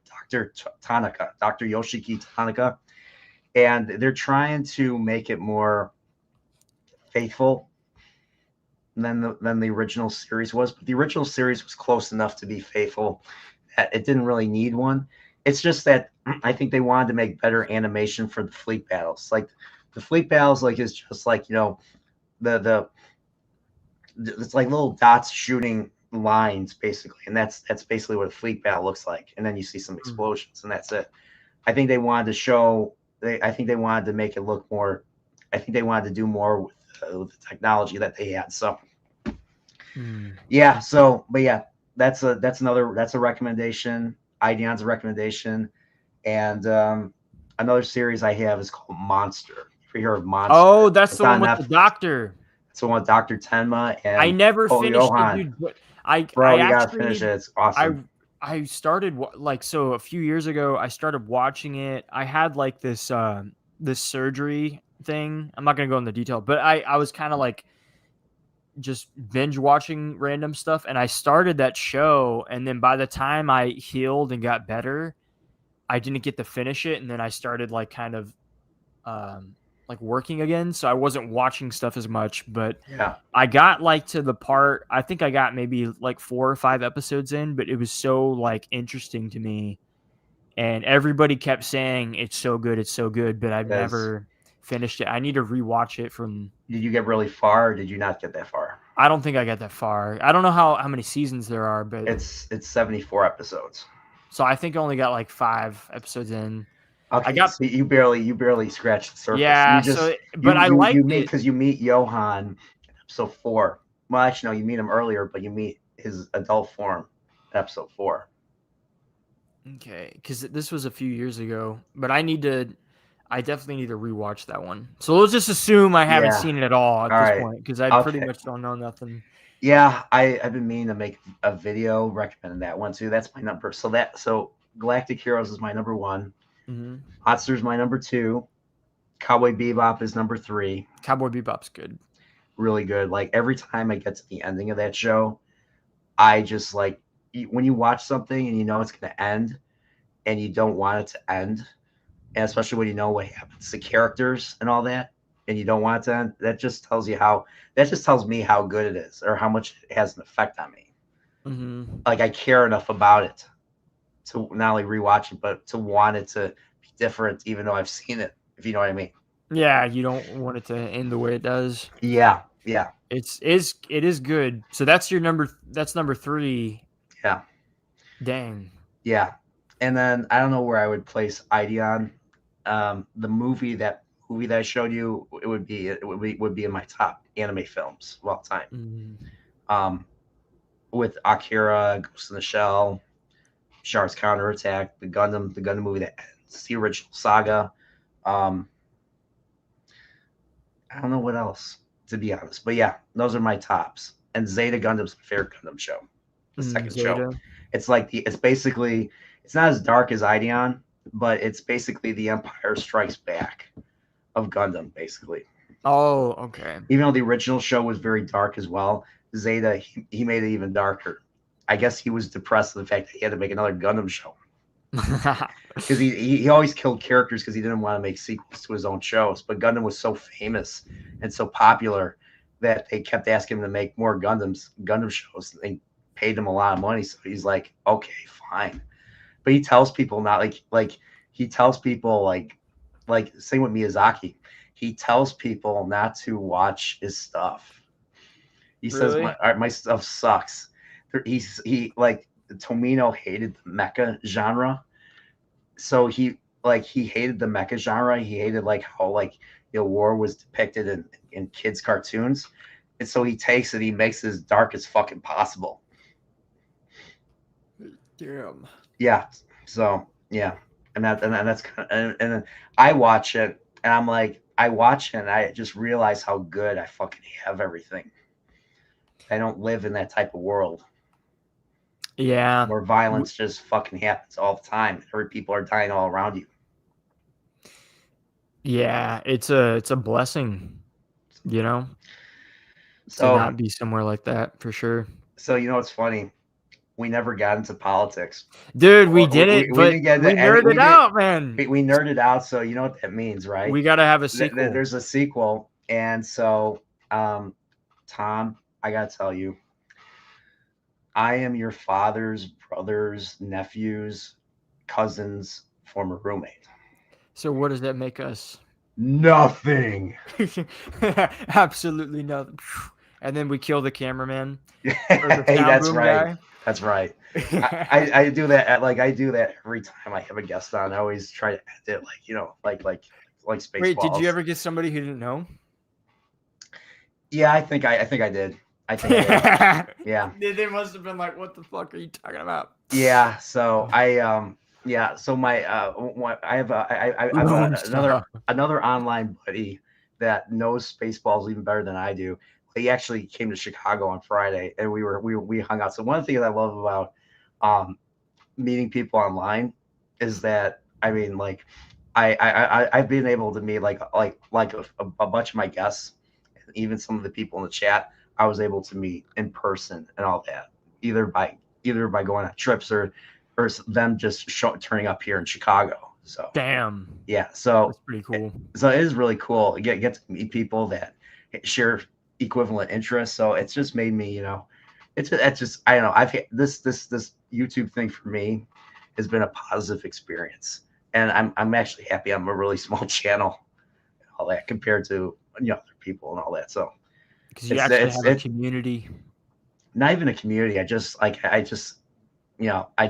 have friends and all that, and then people turn up, whoever turns up or something. So usually people turn up for a guest, or they'll turn up for somebody or something, or for a particular subject. But yeah, it varies because I talk about different things. Like last week I talked about Metroid. Week before I was talking, philosophy and the what is that called, the prisoner's dilemma with another friend, and Damn. the Wheel of Time before that. I talk about a whole bunch of things, but I try to be as nerdy myself as possible. So Nah, that's good. And you should start doing those retrospectives again, or your recommendations. Like I know like those making stuff can be time consuming, but it's cool. Like that stuff's cool, yeah, and this gentleman here, Drunken Poet, he did the music for me I did make a Metroid retrospective for the first game. Well, the first game and its remake, Zero Mission. So yeah, only one would do. Only one man would dare give me the raspberry. Yeah, so yeah, it's interesting. So yeah, man, I had a blast talking to you. Yeah, And dude, this was a lot of fun. my and I knew it voice was gonna is- be fun. I knew it was voice- gonna be fun. My voice is hoarse. I don't know. Did you enjoy yourself too? Yeah, no, dude, I never get to because I'm obviously a nerd, so it's like we got the nerd out, and we didn't even get to get into other stuff. So like that, there's more, Yeah, there's much more. So I mean, that's really cool that you knew some of the artsy fartsy stuff that even I like. So Yeah, the no, fact that was that it. the fact Pretty that cool. Stalker impressed me. So Dude, I mean, hey, it's a crazy movie, man. That movie, the cinematography in that, like I still remember like a bunch of the shots like in the back of my head. But I love movies like that, and I love talking about them. So I'm grateful you invited me on, and I got to meet the people here. Everybody's been pretty cool. Never Goon though, he's my boy. He came up, he showed up. So shout out to Never Goon. This guy's awesome. I love this guy. hope you guys subscribe to Yeah, Royal. subscribe to him, dude. Because Um, we'll do more in the future. you heard it here first. You heard it here first, everybody. So Yeah. so yeah, so but yeah, and usually I always end streams with saying, hey, is there anything you want to promote? Do you have a YouTube channel? Is there anything you want to promote? And of course, we all know you do. So carry it away. Oh, yeah. Well, I do politics stuff. I don't really do media stuff too much. Sometimes I'll talk about it, but I just make videos ranting about politics and yelling at people and arguing with my audience or arguing with liberals or Democrat. It's fun, but I just did a video called what was it called? Live by the sword, die by nuclear annihilation. That was pretty crazy to make. Yeah, I was listening to that yesterday, and there's a lot I didn't know. Like I know very little about China and Taiwan's relationship. Yeah, that was because I was supposed to make that video like 3 or 4 days before it actually came out because I kept researching stuff. I didn't know about the Civil War or like any of the actual like history for their real beef, but it's pretty crazy and that stuff's kind of ramping up. So yeah, I just do stuff like that. I talk about stuff, politics. I'm a groiper, so I have very dissident right politics. I'm willing. I like I don't know. People give groipers a bad rap and all that. I mean, if you disagree with them, just at least hear them out. You know. Yeah. I mean, I feel like because sometimes we can be like a little like over or a little extra, I would say, definitely. But I like to think I give Groypers a good name. At least I try to. Yeah, I mean, I first heard of that, and I first heard of was the Fuentes. Mhm. I first heard of them through like other people talking about them, and I heard all the typical, you know, the labels, you know, the typical talking labels, you know, white supremacist, Holocaust denier. I've learned that when you hear labels like that, it's usually bullshit. Yeah. It's It's usually bullshit, and it's not what it's misrepresentation, basically. yeah, it's there's a good quote from a guy. He was pretty heavily involved in politics. He actually helped Nixon get elected and Ronald Reagan. His name was Pat Buchanan. Yeah. And he predicted a bunch of shit like decades before it happened. But he has a quote that he did during an interview for one of his books called Suicide of a Superpower. And in the interview, he was talking about labels, and he said, you know, what are labels like sexist, racist, misogynistic? You know, what are they really? They're synonyms for heretic. And it's just they're only ever really placed on people because those people are speaking out in a way that goes against a narrative or a belief system, and so it's heresy to those people. And he said, that's what I am. I'm a heretic to the traditional way of thinking, because all these people think a certain way, and as soon as you challenge that, they have to label you these things because they have to discredit you and shut you up. But that's basically what it is. There's a conventional way of thinking, and it's just you're just a heretic to those things. Both sides are guilty of this. Oh yeah, definitely. Both sides. Not just, I mean, we see it with Democrats all the time, but Republicans too, even during the 2016 election and all that. But we can get into that later. So yeah, we'll have to do a sequel for sure. But I had a lot of fun on, man. I'm grateful, and thank you to all the people who watched, and shout out to Nevergoon for being in here and hanging out and stuff. But you guys should subscribe to the channel. He's got a lot of great content. He's going to have more great content coming out, and not even just with me, but just in general. He's a great guy. Yeah, but thank you. After 2 hours, how do you know? Dude. Maybe I'm using this to, you know, maybe I'm using this to elevate myself. Ooh. Hey, that's the way. No, I'm kidding. Hey, I respect it. I had fun. No, the whole purpose of Chilporeal is to have a good time, Mhm. and the guests to be happy. And I think everyone I've had on, everyone's had a positive experience. I'm glad you feel the same way. So Yeah, no, dude, for All right. real, it was a lot of fun. and okay, so nothing else.